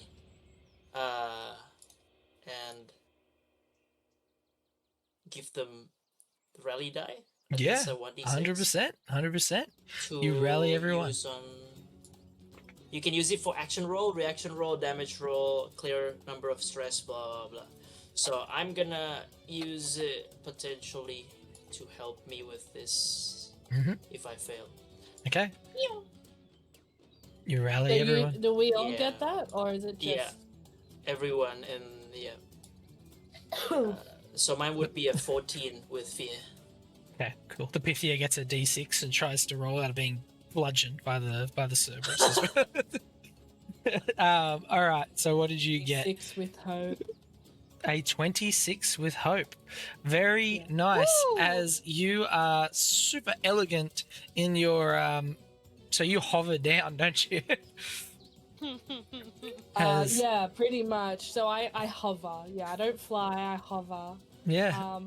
I would, if it's possible, I would like to kind of assist Ione because I was like holding her hand, like lifting her up and stuff. Is that am I able with a to 26? assist with that? With a 26, you can definitely take someone with you. You 100%. take care of me, Brenta style. Yeah, absolutely. You two Little can mouse. you two can move yourselves down. And I would like to I'm like essentially like almost hopping down. Yeah, That's okay. cool. I like that. I Yeah. like that visual. That's a cool Yeah. visual.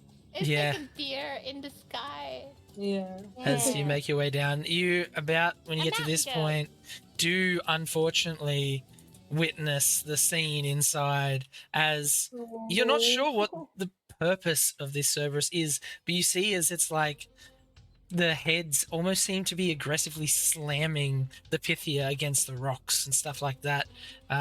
You see her, Cool model. she is getting absolutely pulverized by this thing.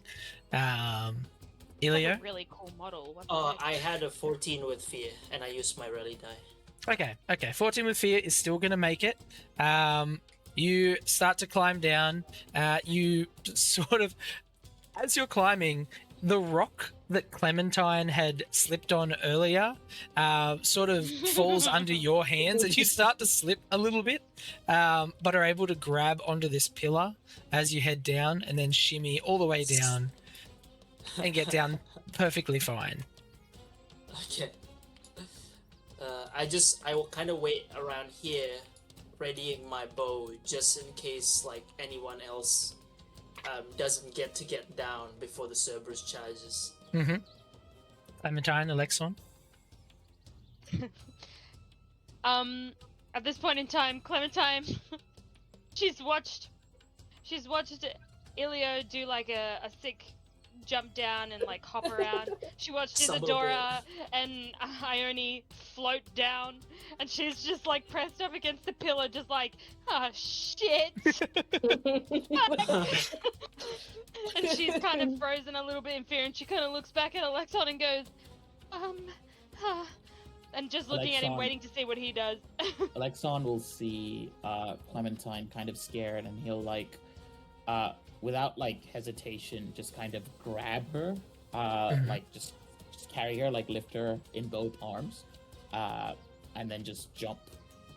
Oh, Wow. okay. Wow, you gotta kill both of you. Nice. All right. You jump. Is there a plan, or are you just jumping? Nah, he's just jumping. All right. Wow.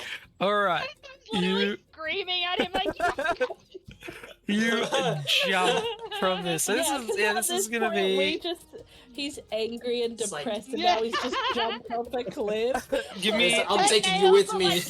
digging Give me- into his arm, like ripping into him, like.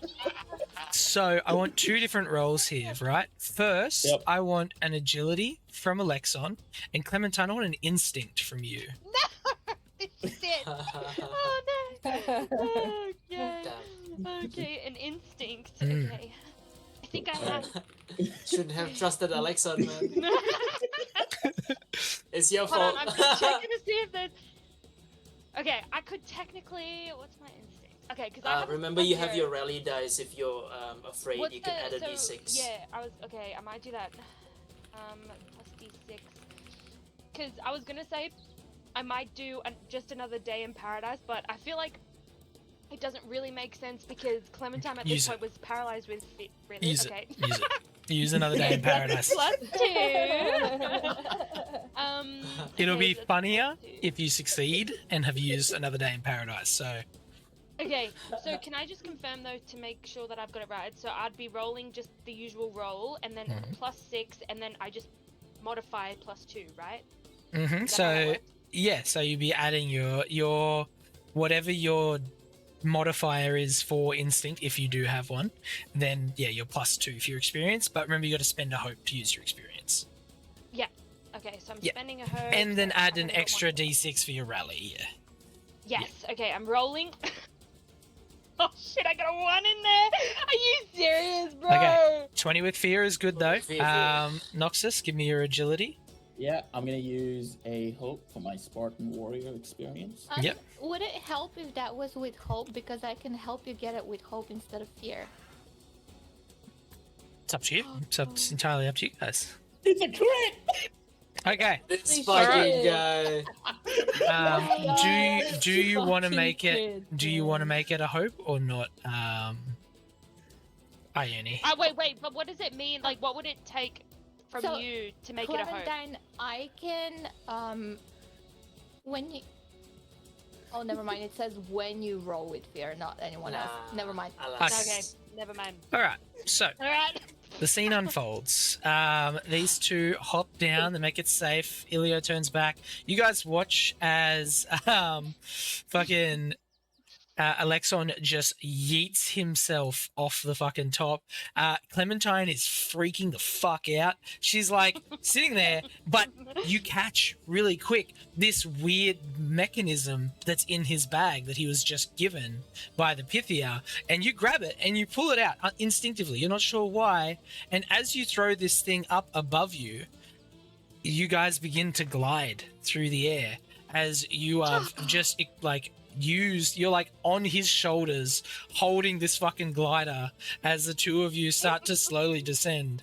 Alexon hasn't quite figured out that you've pulled his glider out, but he's just like He's like, am I he's a god? he thinks he's just doing this really long fucking jump as you guys essentially clear the bridge. You are going to mark a stress, Clementine, to Yep. have freaked the fuck out, but you guys land safely on the other side of the bridge, having just glided there as you just drop this fucking glider and are like extremely frazzled from having just jumped off of this cliff. Yeah. Alexon Sometimes is like super legs were like confused. wrapped around his like shoulders / neck, and she was like basically choking him out with her legs, like as she's clutching onto this glider, like.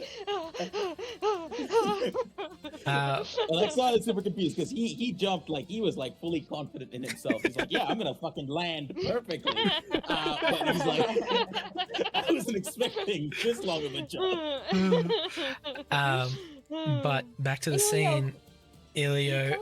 as you are sort of turning back just to see, you guys catch the last glimpse of Cerberus sort of holding the Pythia in his mouth as the crack sort of tears into the landscape. You hear one final deafening crunch as her eyes catch onto yours, and Cerberus is dragged back down. The ground slowly closes up. You see the scene empty as Alexon, your ring shatters and breaks, and you hear the faint voice in your head. You have done well. Alexon instantly realizes what happened and why he was sent this way, and there's this immediate anger that consumes him. But before that, he just kind of puts Clementine down very gently, makes sure that she's okay, and then turns back to the door, and he's just fucking angry as he realized that this person tricked him into coming here. And yeah, he just looks angry at the door.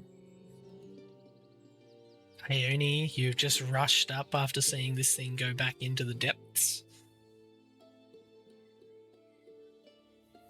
Is there Thank you. nothing that remains? No crack? No nothing? You see the green light start to just dissipate and the cracks seal up, taking a large chunk of the rubble with it, as, nothing remains.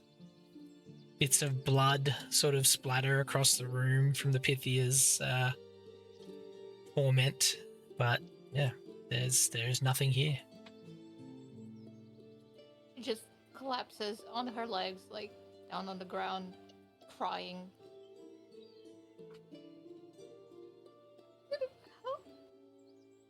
I kind of whispered to Isadora, I was like, I'm not good with women, so could you please? Oh, yeah, of course. Yeah. You go on quick. Oh, Ione, I'm so sorry. She don't was so understand. lovely. It's just, why would Cerberus do this? He's a guard. He's not meant to kill people that are not trying to go through the gates. I don't understand. Something is so wrong.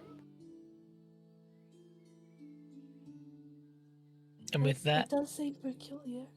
Oh, yeah, sorry, go on. and with that, we'll go on to our break. Oh, yeah.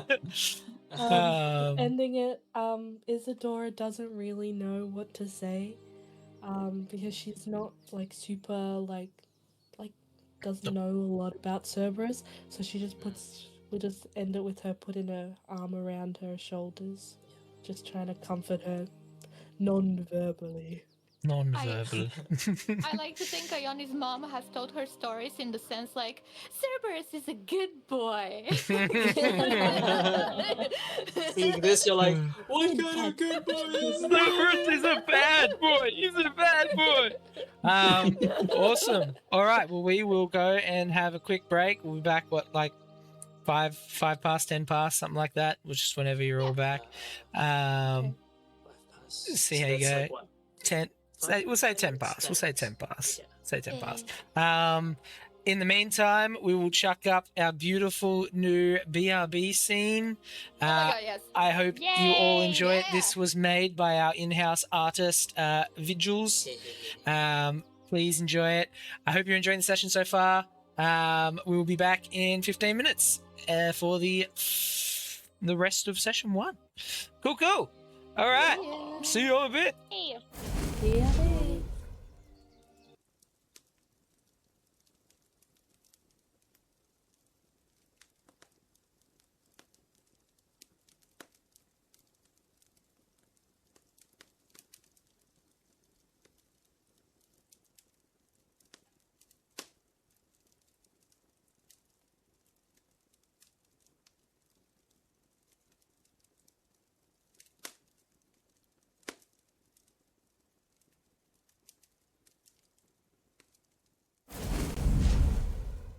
unmute ourselves. Cool. Alrighty, we are back. Hope you enjoyed our beautiful BRB screen made by Vigils. We shall resume So good. the game. So everyone has had their little break and we're back into it. I'll let you guys play ball. Leo walks Clementine to is. Clementine. Oh yeah. Are you okay? I saw him take you off the cliff. That was reckless, Alexon. She's fine, right? Oh, I you're knew so what I was quiet. doing.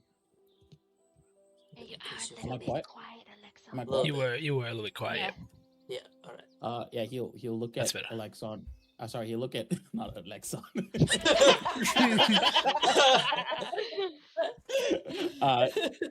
When you talk to him, he was still like kind of looking at the door. But as you talk to him, he'll kind of like shift to you and sort of like carelessly he'll look at you and go, she's all right. I knew what I was doing. But to be fair, I didn't know I was going to jump this far. But I knew what she was doing. She was perfectly safe with me. I apologize if I caused you any worry to your beloved. She's Clementine's been like draped on this wall because she's had like jelly legs and like she was like kind of only half listening and then she heard beloved and she like snaps her head. She snaps her head to look at Alexon and goes, "I'm sorry. He's what?"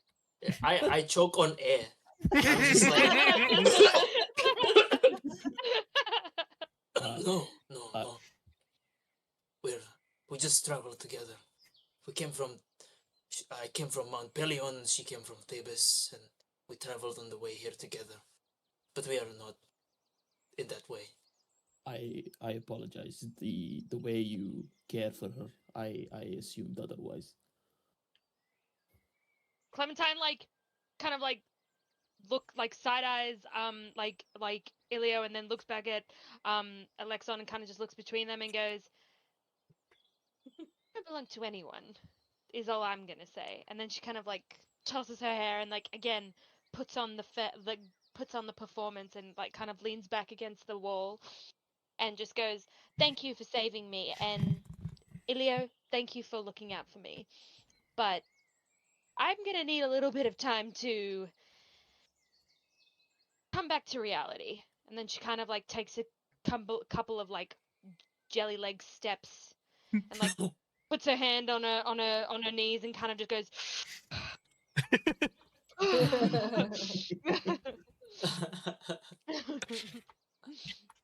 So good.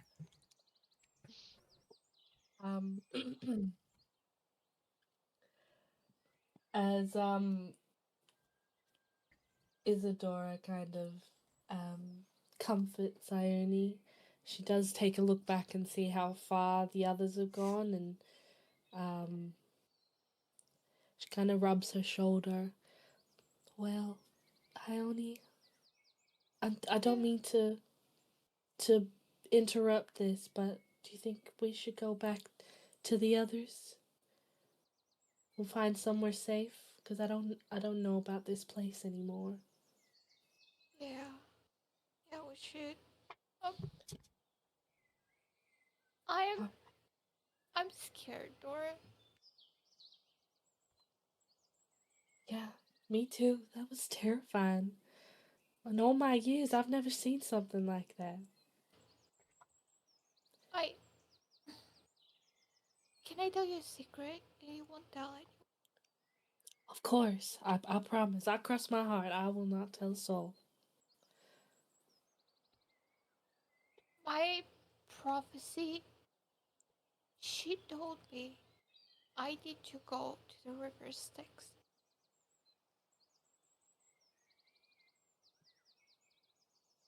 That's terrifying. I'm really scared.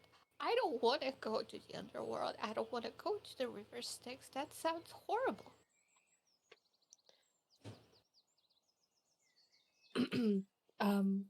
Sorry, Mr. DM. Would Isadora know, like, is it well known in the Rule world of 6, like yeah. all of this stuff? Yeah. Okay, cool. uh, um, she told you you have to go there? Yeah. Oh, goodness. What even would be down there for you to go and get? Or do? I don't... Oh, something really important. I think. I see. Well, you know, we haven't been friends for super long, but I'll, if you need someone to come with you, I will. Oh no, I could never. That's way too much to ask of a person. You know, I really appreciate you, Dor. You're so kind and caring and amazing, and I could only dream to be like you. Oh, don't be silly. You're all those things too, Ione. You gotta just believe in yourself. And I promise you, you're like a little sister to me. I never had any, I've seen others and I've taken care of people in Fatars, but no one has ever felt as much as like a little sister as you have. And I'm gonna keep you safe as much as I can and as much as you'll let me, of course. It's obviously, with your consent, but Oh, I'm here for you, okay? thanks, Dora. Just gonna hug her. That's alright. And she hugs it back. Alright, let's go check on the others. Yeah, let's. And because I still have my hover, I'm like, do you want to? We can hover if you like. I don't know if you enjoyed that or not. It's a new trick I found. That was fun. You're amazing. I would like to do that. We're gonna hop down. Is it piggyback ride time? Yeah, hop on. I kind of want to like boost Ione's spirits up a bit. Yeah, Aw. and you guys majestically hop down the stairs through the air. It was very effective. Yay. Oh, shit. Oh. Oh. As Oh. they approach, Oh. Clementine's gonna kind of like stand up straight again and kind of like smile and be like, aren't you guys just two peas in a pod? Well, I guess, we have known each other for a little bit. I don't really know how to respond to that. I do apologize. um, I'm sorry for worrying you, everyone. That's okay. I mean, I would like to know how you were invisible for a short time. It seems like a pretty cool, handy trick to have. Um, she's gonna take out the necklace with the emerald. I think it was my gift. Hmm. It felt strange. I saw everything in a different way. It sounds quite powerful. Meanwhile, some of us get an empty pendant with a firefly inside of it. well, Clementine's on gonna now, roll her that eyes and be like, "Bro, I got the And a ball ball of of clay." I was gonna say that firefly pendant does look mighty beautiful. Yeah, at least yours but is pretty. I think yours, Clementine. I think that's definitely it's deceiving you in the eyes. I feel like it's all of our presence, especially with seeing Ione's powerful present. They have I think they're all pretty powerful. So don't judge it just yet, I think. Maybe. Clementine's gonna kind of pull it out. She's got like this, like her clothes are very, beautiful, like silky fabrics. She's gonna pull it out and be like, "Does anyone have a cloth that I can put it in? So I at least don't ruin my bag when I shove it in." Can Um, I? I, Oh, cool. I think Ione would have like a spare bag or two for herbs. If they fit within, Yeah, the ball yeah, fits 100%, inside. Yeah. 100%. The She'll clay take ball can one fit out. in there. Perfect. I look forward to seeing what you make out of it. Clementine kind of stops and goes, "Ah, I tell you what, I never actually really considered the fact that I could. Something to think on. Well, clay is a tool for art, is it not? Is Yeah, that's true. I've never really been much of an artist. I mean, in the ways that most people would think of, if you catch my drift. You look like you would be a beautiful dancer. And you would be right. I am. Thanks for noticing. well, Clementine kind of does like a deep, like kind of like almost like a ballet-esque bow, and like kind of Beautiful. flicks her like silky skirts up as she does so. well, my mother used to be more of the sculptor than I am, but I could perhaps help when you do decide to pick up sculpture. Now, my worry I'll is ponder. though, you seem to know what that creature was. You tried to communicate with it, did you not? Ione looks a little bit scared, going back behind his door. Well, everyone knows Cerberus, right? Is the Do I know Cerberus, DM? So, those of you, she had to think on it, but Yep. with her realization of what it was, and I assume you also audibly were like, "Oh my god, it's Cerberus." Yeah, you. Okay. Yeah, she did say that. She did as say we were that. climbing Then, down. yeah, you all would have heard the name Cerberus in the Okay. past. Yes, Okay. whether it's a bedtime story or whatever, Cerberus is common mythological knowledge for you guys. Cool. So with that, I will say, yes, but if one is familiar with the tales of Cerberus, one would go away from said beast. what? And you seem to not. Ione looks visibly confused. That is not what she's been taught. At all. she looks very confused. I look around like, am I crazy here? Can someone back me Sorry up? to interject, young man, but I apologize, but I believe this was my fault. It is not in my nature to lie, so I understand if that would make you hate me. We've only just met, so it really doesn't matter. But uh, in I don't think the young lady was doing anything. I think I summoned that beast here. What? Clementine whips her Hold head on a around. minute. Explain. How As how I- how as can I, you like- summon Cerberus?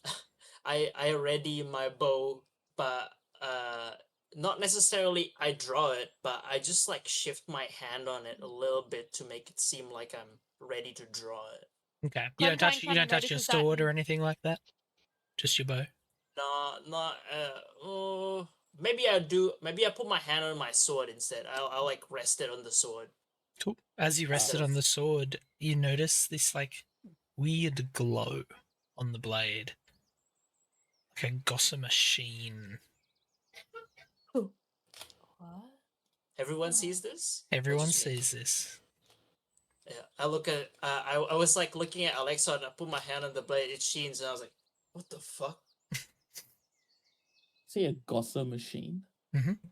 Gossamer What? sheen. I don't think What does that mean? It's just like a. It's like a glow. Chwah. It's like a glow. Oh, okay, like ding. Okay, yeah. Thank you. Clementine, who had like went This- to put her hand like to kind of like she went to like touch her fingertips to Ilio when she noticed that he was tensing. She like yanks her hand away and goes, "What the fuck?" Alexon takes a step back. Well, this is new, but continue. You were saying. This is new. Alexon doesn't like he's not putting his hand on his blade or anything like that. He seems very unguarded. But he is taking a step back, noticing that you put your hand on your blade. And he goes, well, I was coming here out of my own volition, obviously, but I was also told to seek the oracle from, I guess, what you would call the new god of the underworld. What? And that is why I was here. I swear to you, on my Spartan honor, I do not know that she intended to kill the oracle. I was coming for my own reasons, and I was also following her instructions. I was given this ring, and as he kind of looks at it, and he There's realizes no the ring. ring shattered. Yeah, he Mm. realizes that it shattered. He's like, "Well, I was given a ring by One that grew right before the yes, Cerberus attacked. yes, that one. It was given to me by Peribue. She is the new god of the underworld. Who? What? So, just so you guys are on the same page, everyone bar Ione, and only because of how isolated you are in your existence, Ione, everyone bar Ione knows of the new gods. You all know them by name. Your opinions on them can be whatever you like, but general world opinion is they're gods. They do good things, they do bad things. Fucking, you do know that they removed slavery in Sparta, and Sparta is quite in uproar about that, etc., etc. But yeah, the gods. Some of you have had your run-ins with them, some of you haven't. But yeah, so only Ione doesn't know who the new gods are. Okay. So what I was saying was when the ring glowed and shattered, the beast appeared. It is my belief that she sent me here to track the oracle down, and when she knew that the oracle was here, she summoned the beast. It could be that is at least what I believe happened. Does anyone here also have something similar like his? A present from whoever, a stranger? Obviously not the Oracle, because she just died giving us these gifts, but... No. Uh, No, not from any of these new gods. uh, Ione, you alright? I just slow turn. We all do. We all just turn to look at her. Go on. well, maybe you shouldn't meet my friend. Your I friend? beg your pardon. Promise you won't be mad, okay? And promise you won't be scared, okay? He's my friend. What? I trust you. I will I trust her, promise to everyone. give it a second thought. Okay.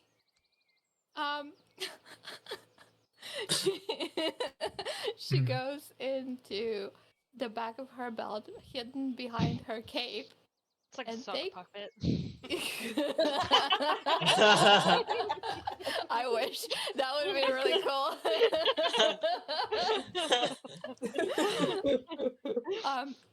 She takes out a human skull. Oh. I look at you very judgingly. She's just gonna put her fingertips to her forehead and just be like, "Oh my fucking god."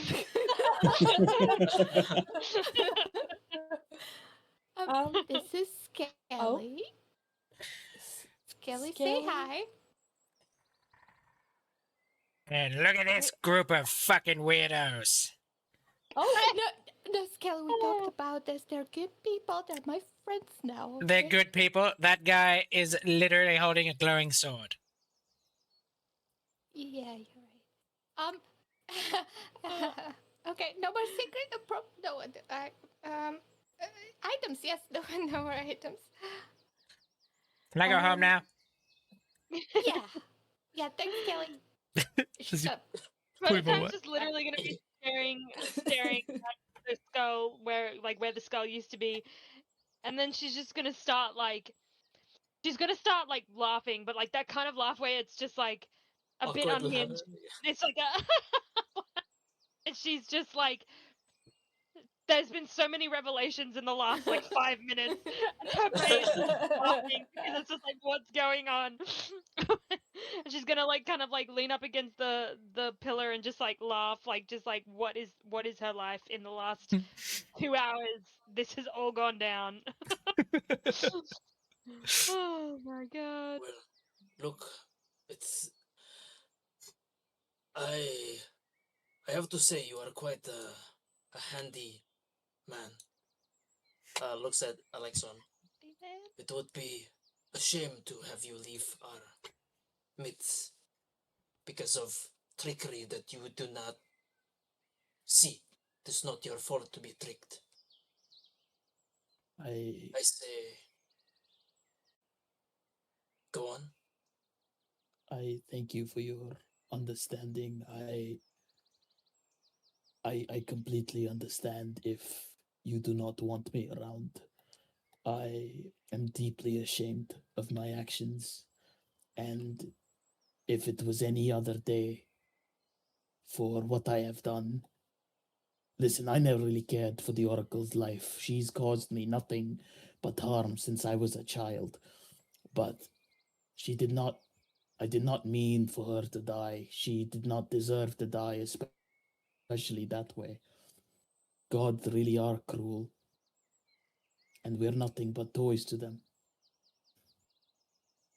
Well, fate knots us into one tapestry.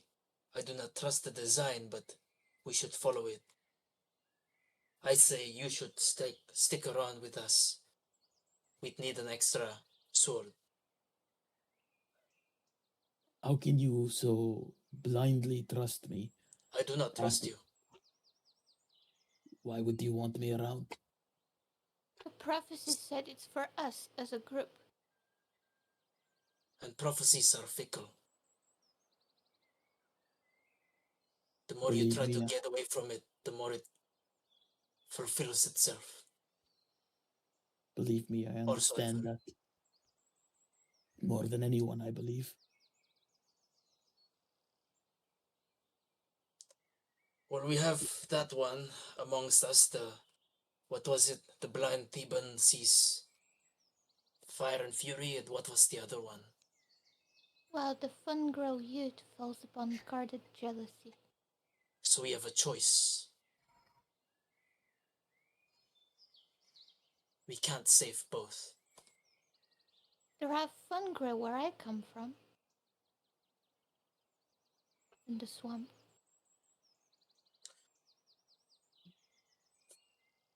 So, you think we have to save one of these people? There were 3. Now there is 2 oracles left. And I'm assuming we won't have time. If we get to the other one, that's good, but we shouldn't operate under the assumption that time is with us. Why save these oracles, though? What does that achieve? Because they lead me to my father.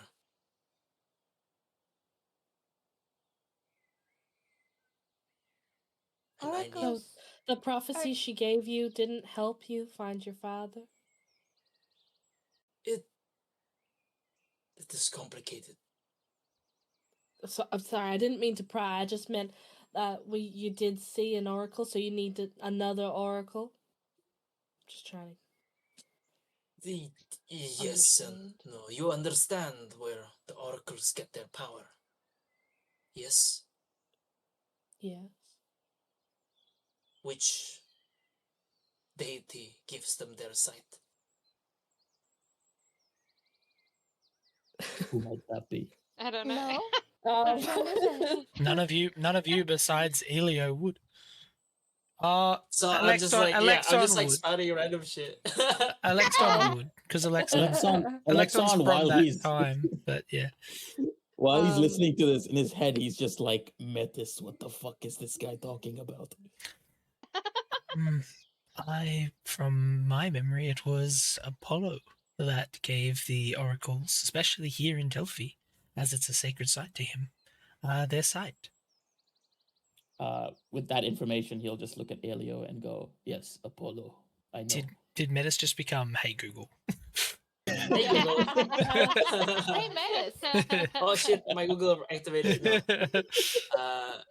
So yeah, as soon as you said like, yeah, I know Apollo, Elio's gonna be like, precisely. Oh. Apollo gives them their power, they're just messengers. If we can get the messenger, we can get the person who wrote the message. And why are we seeking Apollo? I'm seeking Apollo. Oh. That is my reason. You do not have to come with me to save these oracles. Well, I'm sorry, I was told the gods are dead, or they're no more. The old What? ones. I'm sorry, what?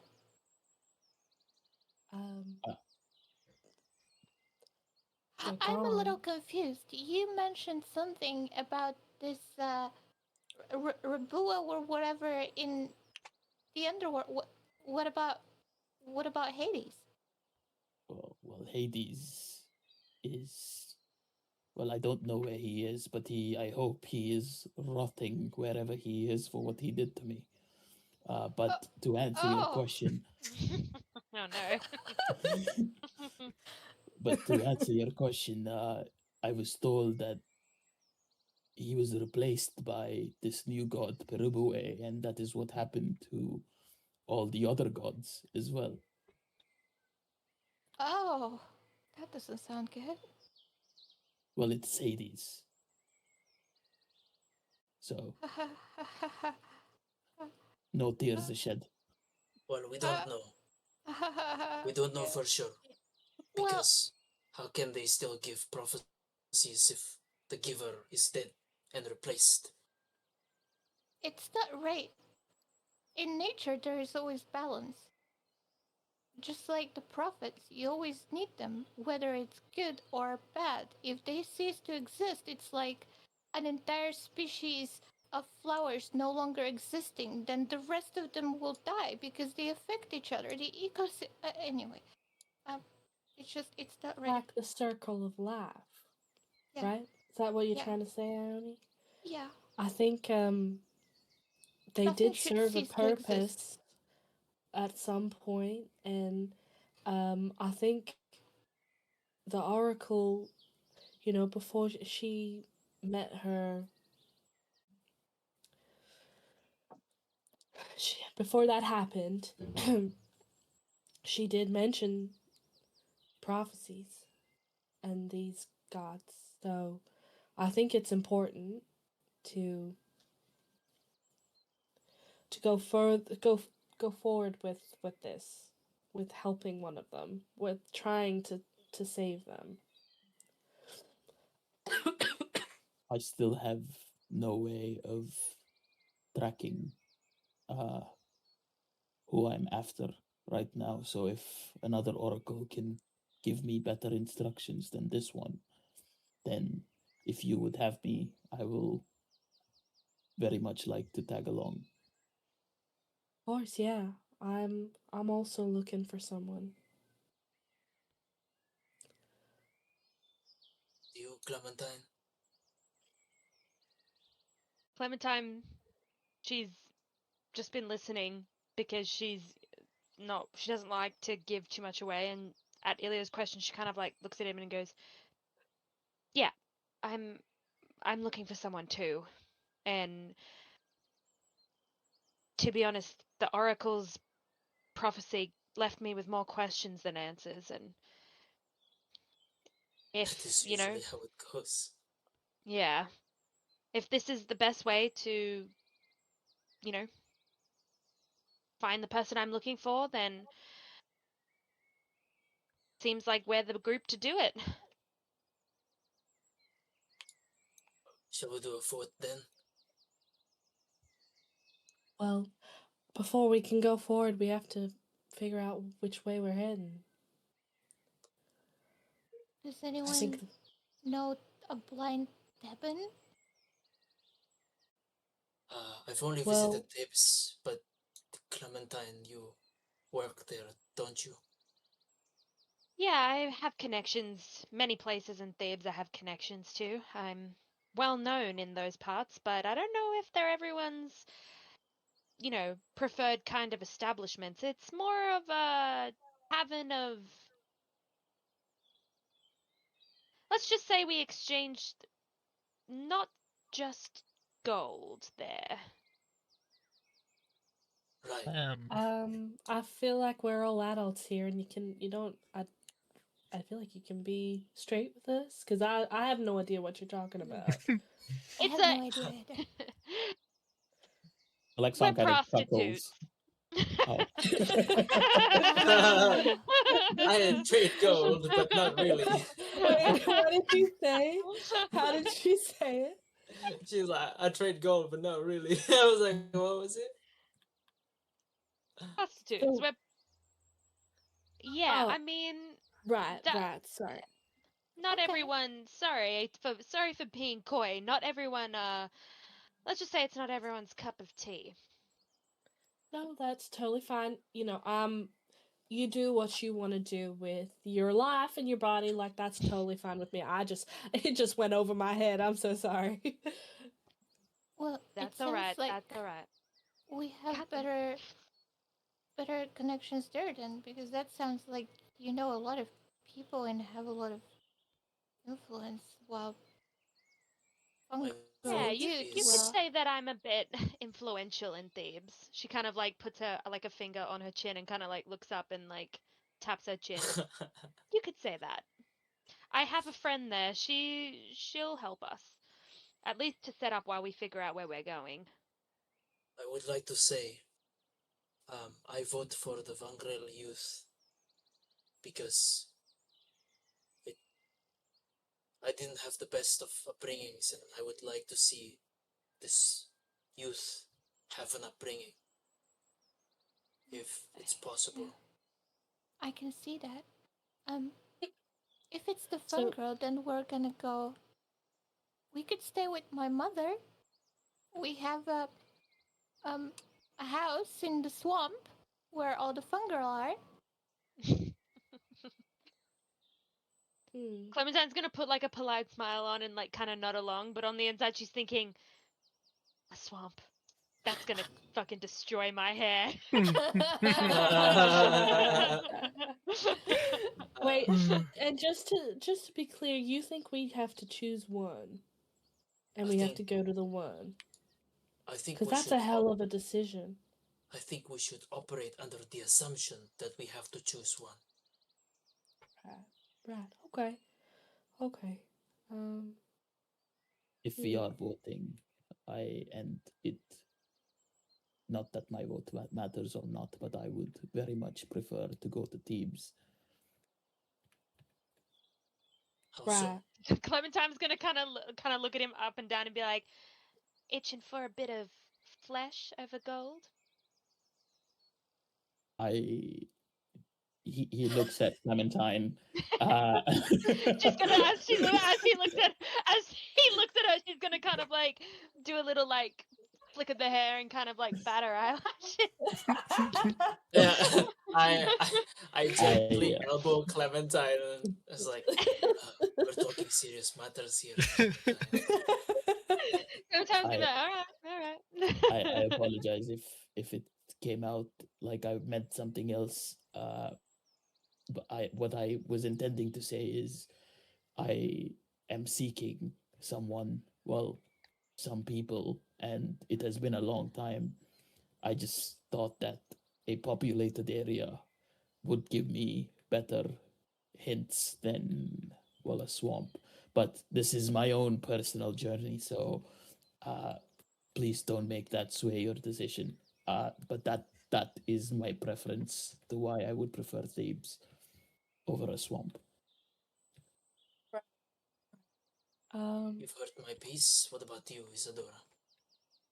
Honestly, I'm I'm fine with either. I would love to go to Ione's place. I haven't been there much. But it'd also be nice because it's so close to home as well. I can check in with Mama and check in with Veilthrus, just to let them know what the oracle told me. But then I'm also happy to go to Thebes. You know, I'm kind of a if or that vote right now. Did you have something in mind, Elio? Because it looks like we're going. There's 2 for Thebes, 1 for I've mentioned that I want to go to the fungal youth. Oh yes, sorry. So I am the deciding vote. Oh God. All right. Can I just hit pause outside of the game? Mhm. Yeah. I'm a bit confused as to what we're actually Okay. like. I feel like I'm So dumb. I feel like right I don't now, understand what we're actually deciding. so right now, you've had the Mhm. sort of decision put down of going and trying to find this fungal youth, right? Mhm. And Yeah. the concept of fungal youth is obviously it's it's a fungal, so people Mushroom version. like Ione, the best place to go and look is where other fungrels are located, or Mhm. the blind Theban. And the blind Theban is obviously from Thebes. If Okay. Yeah. Yeah. Yeah. yeah, Yeah. Yeah. Yeah. Yeah. you yourself could possibly recall some information on this blind Theban, like the name. Mhm. Like you have a friend that you could speak to 100%, but if you get like if you want to do an history, whatever it is, a knowledge, you might even be able to give some more insight into this during this discussion. Okay. I will do that Ooh. because I feel like I'm flying blind. So I'm gonna do it. I'm going to She's the roll blind for demon. knowledge. Well, you are literally in a position where it's like working in a tavern. Yeah, It's like like I working would in a be tavern. like You hear hearing things. rumors. Yeah. Yeah, Yeah. you're the blind And also, demon. not only is it like just a tavern, but like I'm also like gonna be like with people when they're feeling vulnerable, they're a bit tipsy, Hmm. and they're gonna want to tell me whatever they want to tell me. So I would probably know. Yeah. So So I'm give it going some to knowledge. roll with a +1. 20 with 20 fear. with I have fear. Oh my god. literally Is never his fear rolled with maxed? hope, What the I'm man. at hell? What the 1 fuck? off. Oh man. Okay. So with a roll of that magnitude, the blind Theban in reality could only mean one person. Note, you haven't seen this person anytime recently, because Mhm. your establishment is just outside of Thebes. Yeah. But your guess is they are talking about Tiresias. Hi, Reese. Yeah. Yeah. And Tiresias is a figure of mythological proportions. It is a prophet that he's been turned into a woman. He's been turned into a man. He's been blinded. You know only stories of Tiresias. You yourself has never met him, but you've heard of him, and so you know he originates from Thebes. You know he lives in Thebes. The blind Theban can only really mean one person. Mhm. So you're Mhm. like, Okay. that light bulb goes off in your head. You're like, holy shit, that's Tiresias. Yeah. Okay. I relay that onto the group, and I kind of say like, I have an idea of who we would be looking for if we did go to Thebes, and I relay that information onto them. Look, I've only heard rumors, so obviously it's not a lot to go off, but I just thought I'd put it out there. That is more lead than I have. I would say in life, typically when the road seems easier, you're taking the wrong route. Okay, Elio.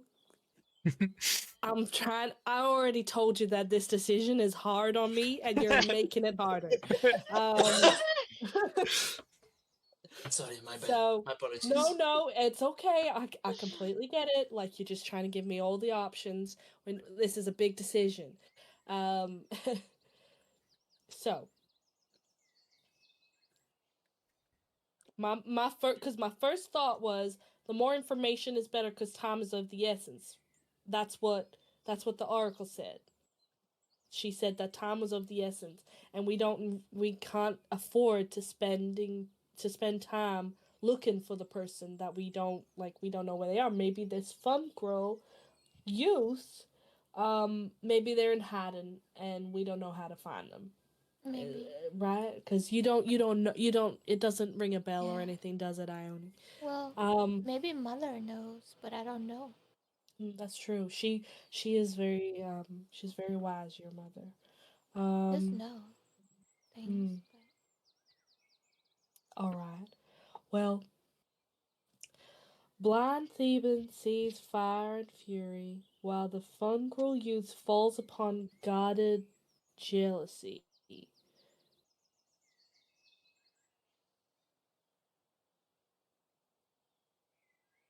Blind, but he sees fire and fury. So for me, reading this, recalling this, sorry, because I did not write it down. I don't have any parchment. But so just guarded jealousy. So someone's guarding him who's jealous of him. That's how I'm reading it. But then I would have thought that of a hostage situation. Yeah, exactly.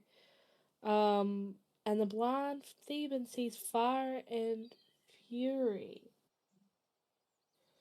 So I don't know what that means. One sounds more Clementine, violent than the other. privately thinks of the prophecy that the oracle gave her and is kind of like pasting things together that might be incorrect, but it's just made her want to go to Thebes more. But she doesn't reveal that to anyone. She's just thinking it in her head. Okay. What was that, Ione? Sorry. Well, the one about the Thebans seeing fire and fury sounds more violent, while the other sounds more like their life might not necessarily be in danger. I mean, I would love to go and see Mother. Obviously, I'm biased here, but maybe there is more urge to go to this fire and fury because it sounds more deadly. That, you know what? That was the one that I was leaning towards, and I agree with you. I think even though it's with jealousy, it does say that they're guarded. So maybe we do have a little more time to come to that one than we do to the blind Theban. So yeah, if everyone's happy with that, I think we should go to Thebes. And for the record, Mr. Elio, I think you are very kind for looking after the youth. Thank you. Well, it seems like we have implemented democracy. Let's go to Thebes. I slowly start walking away. Okay. We will. Clementine's gonna look at Ione and just be like, and I can show you where I work, and kind of like give her a wink, and then walk away. Okay.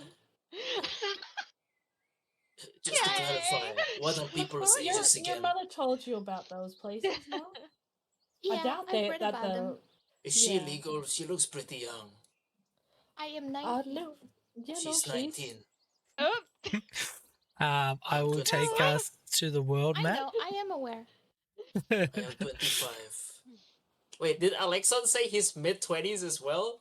How are we the same age but look so fucking different?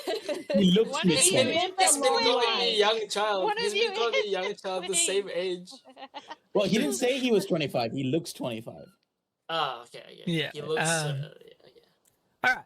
So we will finish the session shortly, but as you guys climb down Delphi, leaving the scene of horror, having been given your prophecies and everything, the road really splits off into three directions. You have to the west, the Phaetaris Moral Swamp, to the east, Thebes, Delphi, Thebes, Athens, and then to the north, the Ashen Fissure, where Alexon had travelled from. As you prepare your journey to head to the east, it's a relatively it's now sort of midday at this point after all the kerfuffle. You guys begin walking there. It's about a day's travel from Thebes to Delphi, a bit over. As you begin your travel, you sort of get to a point walking through the forests and whatnot. It's a relatively peaceful path. You're sort of coastline-ish, and you get to what seems to be some kind of large villa of some sort on your way there. Do you guys wish to stop in or continue towards Thebes? Quick Can I question. take a Would gander? I be familiar with this villa? You guys, so no, you are not familiar with this villa.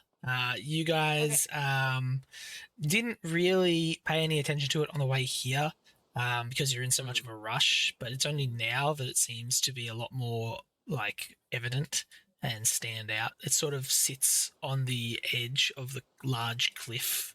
What kind of villa does it look like? Like, is it like a witch house? Is it like a rich person house? Like a normal house? Like a farm? What is it? Looks very much Wood, like mud, from brick, the clay. distance. Looks very very wealthy. You see marble. Okay. Okay. Oh. Wow, I've never seen a house like that. Does it look like Wow. there's a lot of people around? If you guys want to go and investigate, we won't investigate it this session, but if you want to go into that area, I'll have you commit and then we'll change the map. But if you don't want to investigate any further, we'll keep moving to Thebes. From what you can tell, it's just a villa. I'd like to say that Um, we are I'd like- on a time Yeah. Yeah. crunch. But we also need to sleep and eat. Yeah, so when Yeah, we what got time of here, day? what is it? Is it Noon. He said it's like nightfall noon. or- So by the time we get to Thebes, Um, it'd be nighttime. Yeah. Yeah. Hmm. I would. Yeah, I maybe we think. arrest it. I think maybe we can put a little stop note for here. Maybe come on the way back from maybe when we go to the Morrow Swamp. But I think right now we need to head to Thebes. That's my input for this. What do y'all reckon? Same. I agree. Passing the villa. Okay. Okay. Cool. Passing the beautiful. The villa. way that you said that makes me feel like we should have. No, you can do whatever you like. No, Do whatever you The like. best opportunity in So the game. no, Yeah, that's like alright. over the table, right? I'm like, that's a point of interest. I want to explore that, but in character, we're under a time crunch. Yeah, we don't know we if are. we have time. Me too. Yeah, of Yeah. course. Of yeah, course. Yeah, it's a smart thing. It's a smart thing. All right. I will open up the map for Thebes and we will stop there. Give me 2 seconds as we will Yeah. quickly shift to this. Holy! Okay. Huh. Huh. Huh. Huh. Huh. So, a day's full travel. You are arriving at Thebes basically in the middle of the night. At this point, it's late. You're all tired. You pull up to the front. You see large gates. To, like even from the outside, you can tell this is a bustling city. Let me summon you to the map. Yep.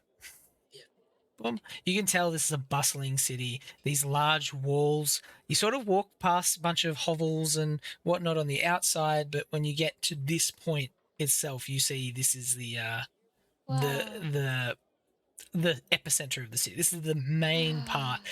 You see these two hoplites standing at the front, arguing with this old man. He's like, "Just let me in. I don't care for your damned new gods, and I'm not swaying to your poxy religion. The old gods are the only gods. Now let me in. You cannot come in here. We do not welcome those that worship the false gods. Away. Away with you." And they sort of shove at him, and he backs off. Fucking Pissants, no gods. Alcyonius, what a prick name. And walks away. Oh. Shifted. And he like shoulder checks Ione as he fucking takes off Oh. and disappears. And that is where we will finish the session Yes. for today. Never.